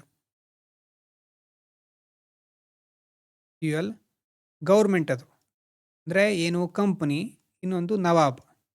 ಕಂಪ್ನಿದು ರೆವೆನ್ಯೂ, ನವಾಬ್ ಒಂದು ನಿಜಾಮತ್ ಅಥವಾ ಲಾ ಆ್ಯಂಡ್ ಆರ್ಡರ್. ರೆವೆನ್ಯೂ ಅಂತಂದರೆ ದಿವಾನಿ. ಅದು ಡ್ಯುಯಲ್ ಗೌರ್ಮೆಂಟ್, ಬೆಂಗಾಲ್ನಲ್ಲಿರೋ ಅರೇಂಜ್ಮೆಂಟ್. ಡ್ಯುಯಲ್ ಕಂಟ್ರೋಲ್ ಅಂತಂದ್ರೆ ಏನು ನೋಡಿ, ಬರ್ಕೊಳ್ಳಿ ಕೆಳಗಡೆ. Dual control under Pitt's India Act. ಎಷ್ಟನೇ ಇಸ್ವಿ ನೆನಪಿರಲಿ, 1784. ಈ ಆ್ಯಕ್ಟ್ನ ಅಡಿಯಲ್ಲಿ ಡ್ಯುಯಲ್ ಕಂಟ್ರೋಲ್ ಅಂದರೆ ಏನು, ಬ್ರಿಟಿಷ್ ಗೌರ್ಮೆಂಟ್, ನೋಡಿ ಎಲ್ಲಿ ಅಂತ ನೆನಪಾಗಲಿ, ಯುರೋಪ್. ಬ್ರಿಟಿಷ್ ಗೌರ್ಮೆಂಟ್ ಅಲ್ಲಿಂದ ಏನು ನೋಡ್ಕೊಳ್ಳುತ್ತೆ, ಪೊಲಿಟಿಕಲ್ ಅಫೇರ್ಸ್, ರಾಜಕೀಯಕ್ಕೆ ಸಂಬಂಧಪಟ್ಟಂಥ ವಿಚಾರಗಳನ್ನು ನೋಡ್ಕೊಳ್ಳೋದು ಬ್ರಿಟಿಷ್ ಗೌರ್ಮೆಂಟ್. ಇನ್ನು ಈಸ್ಟ್ ಇಂಡಿಯಾ ಕಂಪನಿ ಇದೆ. ಈಸ್ಟ್ ಇಂಡಿಯಾ ಕಂಪನಿ ಅದ್ರ ಕೆಲಸ ಏನು, ಕಮರ್ಷಿಯಲ್ ಅಫೇರ್ಸ್. ಈ ಅರೇಂಜ್ಮೆಂಟನ್ನು ಮಾಡ್ಕೊಳ್ತಾರೆ ಬ್ರಿಟನ್ನಲ್ಲಿ. ಸೊ ಡ್ಯುಯಲ್ ಕಂಟ್ರೋಲ್ ಬೇರೆ, ಡ್ಯುಯಲ್ ಗೌರ್ಮೆಂಟ್ ಬೇರೆ. ಡ್ಯುಯಲ್ ಗೌರ್ಮೆಂಟ್ ಎಲ್ಲ ನಾವು ನೋಡಿದ್ದು ಎಕ್ಸಾಂಪಲ್ ನೋಡಿದ್ದು ಯಾವಾಗ? ಬೆಂಗಾಲ್ನಲ್ಲಿ. ಅದು 1765 ಆ ಸಂದರ್ಭದಲ್ಲಿ. ಈಗ ಡ್ಯುಯಲ್ ಗೌರ್ಮೆಂಟು ಇದು ಬ್ರಿಟನ್ನಲ್ಲಿ. ಎಷ್ಟನೇ ಇಸ್ವಿ? 1784 ಆ ಸಂದರ್ಭದಲ್ಲಿ. ಇದಕ್ಕೋಸ್ಕರ ಏನು ಮಾಡ್ತಾರೆ, ಈಗ ಎರಡನ್ನು ಕಂಟ್ರೋಲ್ ಮಾಡಬೇಕಲ್ವಾ? ಡ್ಯುಯಲ್ ಕಂಟ್ರೋಲ್ ಅಂದ ತಕ್ಷಣ ಒಂದು creation of the board of control. Board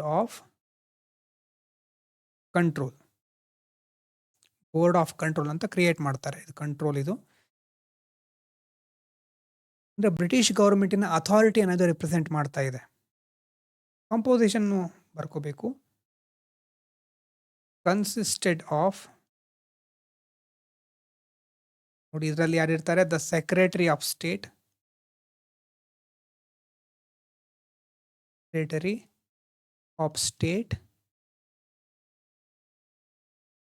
next chancellor of the exchequer. ಅದಾದಮೇಲೆ ಇನ್ನು 4 members of the privy council. ಇದು ಅದರ ಕಂಪೋಸಿಷನ್. ಅಂದರೆ ಒಂದು ಬೋರ್ಡ್ ಆಫ್ ಕಂಟ್ರೋಲ್ ಅಂತ ಇದೆ. ಅದರಲ್ಲಿ ಸೆಕ್ರೆಟರಿ, ಚಾನ್ಸಲರು, 4 ಮೆಂಬರ್ಸ್, ಇಷ್ಟು ಜನ ಇದ್ದಾರೆ. ಇದರ ಫಂಕ್ಷನ್ ಏನು ಹಾಗಾದರೆ? ಬೋರ್ಡ್ ಆಫ್ ಕಂಟ್ರೋಲ್ ಅಂತ ಹೆಸರಲ್ಲ ಇದೆ ನೋಡಿ. ಫಂಕ್ಷನ್ಸ್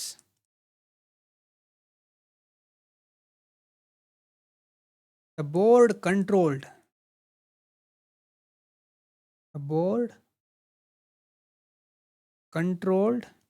ಏನು ಕಂಟ್ರೋಲ್ ಮಾಡ್ತಾ ಇದೆ? ಪೊಲಿಟಿಕಲ್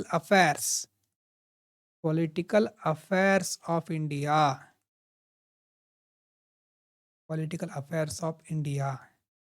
ಮತ್ತೆ ಅದರ ಜೊತೆ ಸಿವಿಲ್ ಆ್ಯಂಡ್ ಮಿಲಿಟರಿ ಅಡ್ಮಿನಿಸ್ಟ್ರೇಷನ್.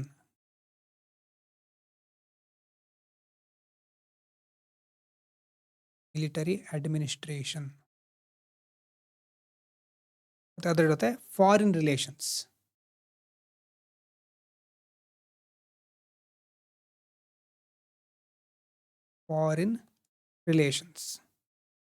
ಇದನ್ನೆಲ್ಲ ಕಂಟ್ರೋಲ್ ಮಾಡ್ತಾ ಇರೋದು ಬೋರ್ಡ್ ಆಫ್ ಕಂಟ್ರೋಲ್.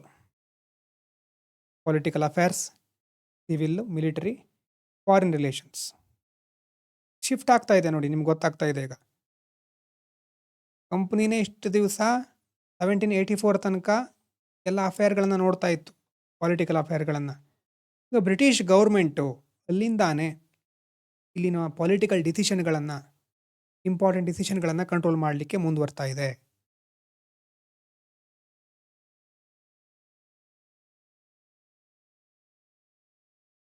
ಅದು ಇಲ್ಲ ಆಗುವಂಥ ಒಂದು ಬದಲಾವಣೆ. ಪಿಟ್ಸ್ ಇಂಡಿಯಾ ಆ್ಯಕ್ಟ್ಗಿಂತ ಮೊದಲು ಕಂಪನಿ ಟ್ರೇಡು ನೋಡ್ಕೊಳ್ತಾ ಇತ್ತು, ಅಡ್ಮಿನಿಸ್ಟ್ರೇಷನ್ನು, ಪೊಲಿಟಿಕಲ್ ಡಿಸಿಷನ್ನು ಎಲ್ಲ ನೋಡ್ಕೊಳ್ತಾ ಇತ್ತು. ಮತ್ತು ಟೂ ಮಚ್ ಪವರ್ ಅಲ್ವಾ, ಅತಿಯಾಗಿ ಒಂದೇ ಕಡೆ ಪವರ್ ಕಾನ್ಸಂಟ್ರೇಷನ್ ಆಗಿಬಿಟ್ಟಿತ್ತು. ಪಿಟ್ಸ್ ಇಂಡಿಯಾ ಆ್ಯಕ್ಟ್ ಆದಮೇಲೆ ಬ್ರಿಟಿಷ್ ಗೌರ್ಮೆಂಟು ಪಾಲಿಟಿಕ್ಸ್ ನೋಡ್ಕೊಳ್ಳುತ್ತೆ, ಕಂಪನಿ ಕಮರ್ಷಿಯಲ್ ಆ್ಯಕ್ಟಿವಿಟಿ ನೋಡ್ಕೊಳ್ಳುತ್ತೆ. ಮತ್ತು ಇದ್ರ ಜೊತೆ ಇನ್ನೊಂದು provision, the court of directors ಇದ್ದಾರಲ್ವ ಅವರು, ಕೋರ್ಟ್ ಆಫ್ ಡೈರೆಕ್ಟರ್ಸ್ ಅವರು ಕಂಟಿನ್ಯೂ ಆಗ್ತಾ ಇರ್ತಾರೆ. ಅದನ್ನೇನು ಅಬಾಲಿಷ್ ಮಾಡೋದಿಲ್ಲ. Pitt's India Act did not abolish the East India Company, ಅದು ಗೊತ್ತಿರಲಿ. ಈಸ್ಟ್ ಇಂಡಿಯಾ ಕಂಪನಿಯನ್ನು ಅಬಾಲಿಷ್ ಮಾಡ್ತಾ ಇಲ್ಲ ಪಿಟ್ಸ್ ಇಂಡಿಯಾ ಆ್ಯಕ್ಟು. ಕಂಪನಿ ಹಾಗೆ ಇದೆ, ಕೋರ್ಟ್ ಆಫ್ ಡೈರೆಕ್ಟರ್ಸು ಇದ್ದಾರೆ, ಡಿಸಿಷನ್ ಮೇಕಿಂಗ್ನಲ್ಲಿ ಚೇಂಜಸ್ ಆಗ್ತಾ ಇದೆ. ಕೋರ್ಟ್ ಆಫ್ ಡೈರೆಕ್ಟರ್ಸೇ ಈಗ ಏನು ಮಾಡ್ತಾ ಇದ್ದಾರೆ, ಕಮರ್ಷಿಯಲ್ ಆ್ಯಕ್ಟಿವಿಟೀಸ್ಗಳನ್ನು ಅಥವಾ ಡೇ ಟು ಡೇ ಕಂಪ್ನಿ ಅಫೇರ್ಗಳಿರ್ತದಲ್ವ ಅದನ್ನೆಲ್ಲ ನೋಡ್ಕೊಳ್ತಾ ಇದ್ದಾರೆ, ಮ್ಯಾನೇಜ್ ಮಾಡ್ತಾ ಇದ್ದಾರೆ. ಕಂಪನಿ ಮತ್ತು ಕೋರ್ಟ್ ಆಫ್ ಡೈರೆಕ್ಟರ್ಸ್ ಇದ್ದಾರೆ, ಇನ್ನು ಅವರವ್ರ ಕೆಲಸ ಮಾಡ್ತಾ ಇದ್ದಾರೆ. ಅದರ ಜೊತೆ ಪೊಲಿಟಿಕಲ್ ಅಫೇರ್ಸ್ಗಳು ಎಲ್ಲಿದೆ? ಬ್ರಿಟಿಷ್ ಗೌರ್ಮೆಂಟ್ ಹತ್ರ ಇದೆ. ಹಾಗಾದರೆ ಪ್ರಶ್ನೆ ಬರಬಹುದು ಈಗ ನಮಗೆ, ಯಾಕೆ ಕಂಪ್ನಿನೇ ಕಂಪ್ಲೀಟ್ ಆಗಿ ರಿಮೂವ್ ಮಾಡ್ಬೋದಿತ್ತಲ್ವಾ ಪ್ರಶ್ನೆ ಬರಬಹುದು. ಆದರೆ ಕಂಪ್ನಿ ಇಷ್ಟು ವರ್ಷ ಬಂದು ಇಲ್ಲಿ ಇದೆ ಅಂತ ಆದರೆ ಅದರ ಹತ್ರ ಏನಿದೆ, ಎಕ್ಸ್ಪೀರಿಯನ್ಸ್ ಇದೆ. ಹಾಗೆಲ್ಲ ಸುಲಭವಾಗಿ ಅದನ್ನು ಹೊರದು ಹಾಕಬಾರ್ದು. ಎಕ್ಸ್ಪೀರಿಯನ್ಸ್ ಇದೆ ಅದಕ್ಕೆ. ಇಂಡಿಯನ್ ಅಡ್ಮಿನಿಸ್ಟ್ರೇಷನ್ನಲ್ಲಿ ತಪ್ಪುಗಳನ್ನು ಮಾಡಿದೆ ಅದು ಕಂಪ್ನಿ, ಆದರೆ ಅದರ ಹತ್ರ ಎಕ್ಸ್ಪೀರಿಯನ್ಸ್ ಇದೆ. ಮತ್ತು ಅದು ಆಲ್ರೆಡಿ ಟ್ರೇಡ್ ನೆಟ್ವರ್ಕ್ಗಳನ್ನು ಎಸ್ಟಾಬ್ಲಿಷ್ ಮಾಡಿರುತ್ತೆ. ನನ್ನ ಬೇಕಿದ್ರೆ ಬ್ರ್ಯಾಕೆಟಲ್ಲಿ, ಕಂಪನಿ ವಾಸ್ ಸ್ಟಿಲ್ ವ್ಯಾಲ್ಯೂಯೇಬಲ್. ಇದು ಸ್ಟಿಲ್ ವ್ಯಾಲ್ಯೂಯೇಬಲ್ ಯಾಕಂತಂದರೆ ಒಂದು ಅಡ್ಮಿನಿಸ್ಟ್ರೇಷನ್ ಎಕ್ಸ್ಪೀರಿಯನ್ಸ್ ಇದೆ ಅದರ ಹತ್ರ. ಒಂದು ಟ್ರೇಡ್ ನೆಟ್ವರ್ಕ್ ಚೆನ್ನಾಗಿದೆ, ಎಸ್ಟಾಬ್ಲಿಷ್ ಮಾಡಿದೆ. ಟ್ರೇಡ್ ನೆಟ್ವರ್ಕ್ ಮತ್ತು ಅಡ್ಮಿನಿಸ್ಟ್ರೇಟಿವ್ ಮಷಿನರಿ, ಒಂದು ಆಲ್ರೆಡಿ ಬಿಲ್ಡ್ ಆಗಿರೋ ಮಷಿನರಿ ಅಂತಂದರೆ ಇಲ್ಲಿ ಏನು, ಒಂದು ವ್ಯವಸ್ಥೆ, ಆಡಳಿತ ವ್ಯವಸ್ಥೆ ಇದೆ ಒಂದು. ಹಾಗಾಗಿ ಬ್ರಿಟನ್ ಗೌರ್ಮೆಂಟ್ಗೆ ಏನನ್ಸುತ್ತೆ, ಕಂಟ್ರೋಲ್ ಮಾಡೋಣ, ರಿಮೂವ್ ಮಾಡೋದು ಬೇಡ, ಡಿಸ್ಟ್ರಾಯ್ ಮಾಡೋದು ಬೇಡ, ಕಂಟ್ರೋಲ್ ಮಾಡೋಣ ಅಂತ ಅಲ್ಲಿನ ಬ್ರಿಟನ್ ಗೌರ್ಮೆಂಟು ಅಂದ್ಕೊಳ್ಳುತ್ತೆ. ಸೊ ಆ್ಯಕ್ಟ್ ಏನು ಮಾಡಿದೆ, ಕಂಪನಿ ರೂಲನ್ನು ಈಗ ಗೌರ್ಮೆಂಟ್ ಸೂಪರ್ವಿಷನ್ ಅಂಡರ್ಲಿ ತರ್ತಾ ಇದೆ. ಇಲ್ಲಿ ನಾವು ಭಾರತದವರಿಗೆ ಏನನ್ನಿಸ್ತಾ ಇರುತ್ತೆ, ಕಂಪ್ನಿನೇ ಕಾಣಿಸ್ತಾ ಇರೋದು ಅಲ್ವಾ. Company remained visible administrative instrument. ಭಾರತದಲ್ಲಿರೋರಿಗೆ ಕಂಪ್ನಿಯಿಂದೇ ಗೊತ್ತಾಗೋದು. ಆದರೆ ಹಿಂದ್ಗಡೆ behind the scene British government real ಅಥಾರಿಟಿಯನ್ನು ಇಟ್ಕೊಂಡಿರುತ್ತೆ ಮೇಜರ್ ಡಿಸಿಷನ್ಗಳಲ್ಲಿ, ಅದರಲ್ಲೂ ಪೊಲಿಟಿಕಲ್ ಅಫೇರ್ಗಳಲ್ಲಿ. ನೆಕ್ಸ್ಟ್ ಅದಾದಮೇಲೆ ಇದರಲ್ಲಿ ಇನ್ನೊಂದು ಪಾಯಿಂಟು, ಗವರ್ನರ್ ಜನರಲ್ ಪೊಸಿಷನ್ನು ಏನಾಗುತ್ತೆ, ಸ್ಟ್ರಾಂಗ್ ಆಗುತ್ತೆ. Position became stronger.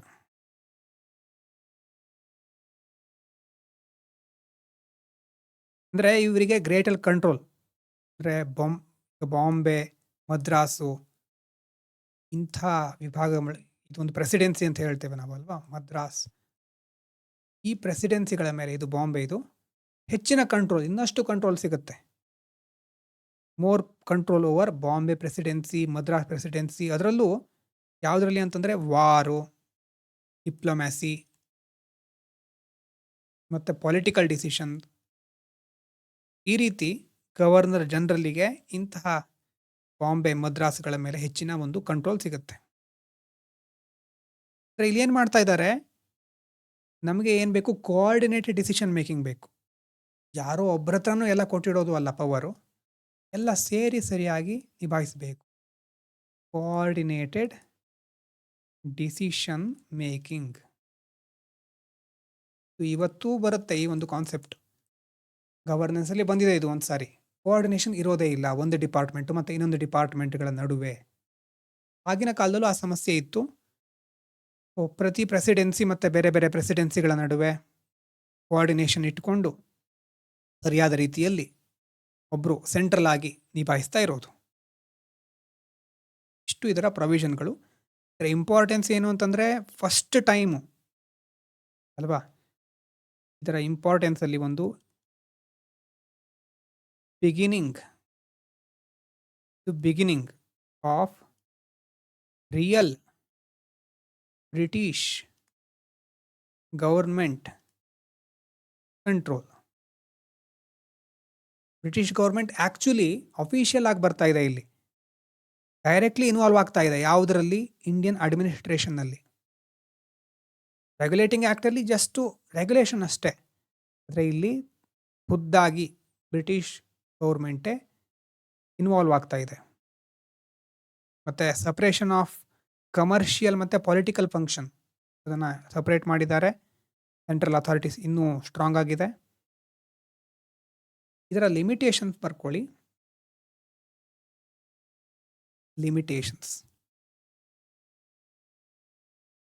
ಲಿಮಿಟೇಷನ್ಸ್ ಮೊದಲನೇದು, ಒಂದನೇದು ಡ್ಯುಯಲ್ ಕಂಟ್ರೋಲ್. ನೋಡಿ, ಡ್ಯುಯಲ್ ಕಂಟ್ರೋಲ್ ಅಂತ ಶಬ್ದ, ಡ್ಯುಯಲ್ ಗೌರ್ಮೆಂಟ್ ಅಲ್ಲ. Dual control created complexity. 2 dual control ಅಂತ ಹೇಳಿದ್ರು ಅಲ್ವಾ? ಆದರೆ ಈಗ ಕಾಂಪ್ಲೆಕ್ಸಿಟಿ ಜಾಸ್ತಿ ಆಗ್ತಾ ಹೋಯಿತು. ಒಂದು ಕಡೆ ಬೋರ್ಡ್ ಆಫ್ ಡೈರೆಕ್ಟರ್ಸ್ ಅಂತಿದ್ದಾರೆ ಕಂಪ್ನಿಲಿ, ಇನ್ನೊಂದು ಕಡೆ ಬೋರ್ಡ್ ಆಫ್ ಕಂಟ್ರೋಲ್ ಅಂತಿದೆ. ಮೇಲ್ಗಡೆ ನೋಡಿ ಬರ್ಕೊಂಡಿರೋ ನೋಟ್ಸಲ್ಲಿ ಬೋರ್ಡ್ ಆಫ್ ಡೈರೆಕ್ಟರ್ಸ್ಗಳ ನೋಡಿ ಯಾರ್ಯಾರು ಬರ್ತಾರೆ ನೆನ್ಪು ಮಾಡ್ಕೊಳ್ಳಿ. ಸೆಕ್ರೆಟರಿ, ಚಾನ್ಸಲರು, 4 ಮೆಂಬರ್ಸು ಅಲ್ವಾ? Board of control, board of directors and board of control ಎರಡಿದೆ ಈಗ. ಇದರ ಎರಡರ ನಡುವೆ ಆವಾಗ ಕನ್ಫ್ಯೂಷನ್ ಕ್ರಿಯೇಟ್ ಆಗುತ್ತೆ, ಕಾಂಪ್ಲೆಕ್ಸಿಟಿ ಜಾಸ್ತಿ ಆಗ್ತಾ ಹೋಗುತ್ತೆ. ಮತ್ತು ಅದ್ರ ಜೊತೆ ಎರಡನೇದು limitation, company still controlled administration. Political ಮ್ಯಾಟರ್ಸಲ್ಲಿ ನಾವು ಇನ್ವಾಲ್ವ್ ಆಗ್ತೇವೆ ಅಂತ ಬ್ರಿಟಿಷ್ ಗೌರ್ಮೆಂಟ್ ಹೇಳ್ತು. ಆದರೆ ಅಡ್ಮಿನಿಸ್ಟ್ರೇಷನ್ನು ಕೆಲವೊಂದು ವಿಷಯಗಳನ್ನು ಕಂಪ್ನಿ ಸ್ಟಿಲ್ ನೋಡ್ಕೊಳ್ತಾನೆ ಇತ್ತು, ಕಂಟ್ರೋಲ್ ಮಾಡ್ತಾನೆ ಇರ್ತು. ಇದಕ್ಕಿಂತ ದೊಡ್ಡ ಸಮಸ್ಯೆ ನಮ್ಮ ದೇಶ ಅಲ್ವಾ? ಭಾರತದವ್ರು ನಾವು, ನಮ್ಮ ದೇಶದಲ್ಲಿ ನಾವಿದ್ದೇವೆ. ಮೊದಲು ಕಂಪ್ನಿ ಬಂತು, ಓಕೆ, ಸ್ವಲ್ಪ ಅವರಿಗೆ ಸಲಿಗೆ ಕೊಟ್ವಿ, ಒಂದು ಲೆವೆಲಿಗೆ ರೆವೆನ್ಯೂ ಕಲೆಕ್ಟ್ ಮಾಡಿದ್ರು. ಈಗ ಆ ಕಂಪ್ನಿಯ ದೇಶ, ಆ ಯುರೋಪ್ನವರು ಅಲ್ಲಿ ಕೂತ್ಕೊಂಡು ನಮ್ಮನ್ನು ಇಲ್ಲಿ ನಿಭಾಯಿಸ್ತಾ ಇದ್ದಾರೆ. ಮೂರನೇದು ನೋಡಿ, Indians had no role. Indians had no role. ಭಾರತದವರಿಗೆ ಏನು ಗೊತ್ತಾಗ್ತಾನೆ ಇಲ್ಲ. ಎಂಟೈರ್ ಸಿಸ್ಟಮ್ ಕ್ರಿಯೇಟ್ ಆಗಿರೋದು, ಡಿಸೈನ್ ಆಗಿರೋದು ಬ್ರಿಟಿಷರ್ಸಿಂದ. Indian participation in governance remained absent. Indian participation in governance remained absent. ನಮ್ಮ ದೇಶ ಅಂತ ಹೇಳ್ತಿದ್ದೀವಿ ಅಷ್ಟೇ, ಅಂದರೆ ನಡೀತಾ ಇರೋದು ಎಲ್ಲ ಬೇರೆಯವ್ರದ್ದು ಅಧಿಕಾರ. ಹಾಗಾಗಿ ಭಾರತದವರಿಗೆ ಯಾವುದೇ ರೋಲ್ ಇರಲಿಲ್ಲ. ಇದು ಇದರ ಲಿಮಿಟೇಷನ್ಸ್. ಅಂದರೆ 1773 ಕಂಪ್ನಿಗೆ ಒಂದು ಸೂಪರ್ವಿಷನ್ ಬೇಕು ಅಂತ ಡಿಸೈಡ್ ಮಾಡಿದ್ರು. ಅದನ್ನು ಕರೆಕ್ಟ್ ಮಾಡಬೇಕು ಅಂತ 1781 ಟ್ರೈ ಮಾಡಿದ್ರು.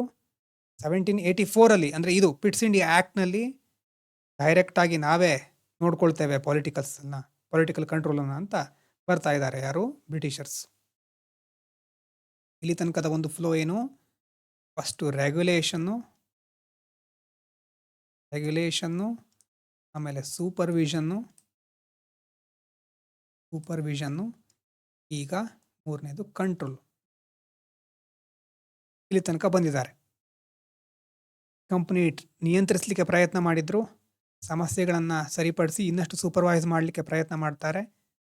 1781 ಇಲ್ಲಿ 1784 ಕಂಟ್ರೋಲ್ ಮಾಡಲಿಕ್ಕೆ ನೋಡ್ತಾ ಇದ್ದಾರೆ. ಮೊದಲನೇದು 1773 ಪಿಟ್ಸ್ ಇಂಡಿಯಾ ಆ್ಯಕ್ಟು ಏನೇನು ಬರ್ಕೊಂಡಿದ್ರಿ ಎಲ್ಲ ಅರ್ಥ ಆಗಿದೆಯಾ? ಬೋರ್ಡ್ ಆಫ್ ಕಂಟ್ರೋಲ್ ಇಲ್ಲಿ ಕ್ರಿಯೇಟ್ ಆಗ್ತಾ ಇದೆ. ಇದು ಬಹಳ ಇಂಪಾರ್ಟೆಂಟ್ ಪಾಯಿಂಟು. ಎಷ್ಟೋ ಸಾರಿ ಫಿಲಿಮ್ಸಲ್ಲಿ ಕೇಳ್ತಾರೆ. ಈಗೆಲ್ಲ ಮೊದಲಿನ ಥರ ಡೈರೆಕ್ಟಾಗಿ ಕೇಳೋದಿಲ್ಲ, ಇಂಪ್ಯಾಕ್ಟು, ಕಾಸು ಅದೆಲ್ಲ ಕೇಳಲಿಕ್ಕೆ ಸ್ಟಾರ್ಟ್ ಮಾಡಿದ್ದಾರೆ. ಅದಕ್ಕೆ ಇಷ್ಟೆಲ್ಲ ನಾನು ಬರ್ಸ್ತಾ ಇರೋದು. ಲಕ್ಷ್ಮೀಕಾಂತ್ ಓದಿದ್ರು ಸಹ ನಿಮ್ಗೆ ಪಾಯಿಂಟ್ ಸಿಗುತ್ತೆ. ಆದರೆ ಈಗ ಬರೋ ಪ್ರಶ್ನೆಗಳನ್ನು ನೋಡಿ, ಈ ವರ್ಷ ಹಿಂದಿನ ವರ್ಷ ಎಲ್ಲ ಬರೋ ಪ್ರಶ್ನೆಗಳನ್ನು ನೋಡಿ, ಅಸರ್ಷನು, ರೀಸನಿಂಗಲ್ಲೆಲ್ಲ ಕಾನ್ಸೆಪ್ಟ್ ಈಸಿ ಇರುತ್ತೆ, ಆದರೆ ಹಿಂದೆ ಮುಂದೆ ಗೊತ್ತಿದ್ರೆ ಮಾತ್ರ ಆನ್ಸರ್ ಮಾಡ್ಲಿಕ್ಕೆ ಆಗೋದು. ಪಿಟ್ಸ್ ಇಂಡಿಯಾ ಆ್ಯಕ್ಟ್ನಲ್ಲಿ ಮೇನಾಗಿ ಏನು ತಿಳ್ಕೊಂಡ್ವಿ? ಬೋರ್ಡ್ ಆಫ್ ಕಂಟ್ರೋಲ್ ಕ್ರಿಯೇಟ್ ಆಯಿತು, ಡ್ಯುಯಲ್ ಕಂಟ್ರೋಲ್ ಬಂತು, political affairs British government control ಮಾಡ್ತಾ ಇದೆ, ಮತ್ತು ಕಮರ್ಷಿಯಲ್ ಅಫೇರು ಈಸ್ಟ್ ಇಂಡಿಯಾ ಕಂಪ್ನಿನೇ ಹ್ಯಾಂಡಲ್ ಮಾಡ್ತಾ ಇದೆ. ಕಂಪ್ನಿ ರೂಲ್ ಎಂಡ್ ಆಗಿಲ್ಲ, ಅದು ಗೊತ್ತಿರಲಿ. It did not ended company rule. ಪ್ರಶ್ನೆ ಬಂದಾಗ ಅದು ರಾಂಗು. ಕಂಪ್ನಿ ರೂಲ್ ಎಂಡ್ ಆಗಿಬಿಡ್ತು ಪಿಟ್ಸ್ ಇಂಡಿಯಾ ಆ್ಯಕ್ಟ್ ಜೊತೆ ಅಂತ ಬಂದರೆ ಅದು ಫಾಲ್ಸ್. ಟ್ರೂ ಆರ್ ಫಾಲ್ಸ್ ಸ್ಟೇಟ್ಮೆಂಟಲ್ಲಿ ಅದು ಗೊತ್ತಿರಬೇಕು. ಓಕೆನಾ? ಒಂದು ಬ್ರೇಕ್ ತಗೊಳ್ಳಿ, 6 ನಿಮಿಷ, ಮತ್ತೆ ಕಂಟಿನ್ಯೂ ಮಾಡೋದು ಆಮೇಲೆ, ಅಥವಾ ಸಾಕಾ ಇವತ್ತು ನೀವು ಹೇಳಿದ ಹಾಗೆ?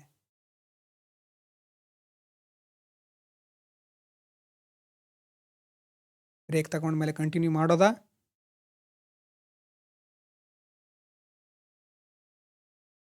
ಓಕೆ ಹಾಗಾದರೆ. ನೆಕ್ಸ್ಟು ನೋಡೋಣ ನಾಳೆ. ಆದರೆ ಜಾಸ್ತಿ ಇದೆ 440ವರೆಗೆ. ಓಕೆ ಹಾಗಾದರೆ 440ವರೆಗೆ ಮಾಡ್ತೇನೆ. 440ವರೆಗೆ ಮಾಡ್ತೇನೆ. ಬೇರೆ ಜಾಯ್ನ್ ಆಗ್ಲಿಕ್ಕೆ ಆಗದೇ ಇರೋರು ಯೂಟ್ಯೂಬಲ್ಲಿ ನೋಡಬಹುದು. 3 ಮಿನಿಟ್ಸ್ ಬ್ರೇಕ್ ತೊಗೊಳ್ಳಿ. 440ವರೆಗೆ ಅಂತಂದರೆ 3 ಮಿನಿಟ್ಸ್ ಬ್ರೇಕ್ ತೊಗೊಂಡು ಮತ್ತೆ ಬನ್ನಿ. 3 to 4 ಮಿನಿಟ್ಸು 440 ತನಕ ಮಾಡೋಣ. ಎಸ್, ಯೂಟ್ಯೂಬಲ್ಲಿ ನೋಡ್ತಾ ಇರೋರು ಮುಂದಿನ ವಿಡಿಯೋ ನೋಡ್ಬೋದು.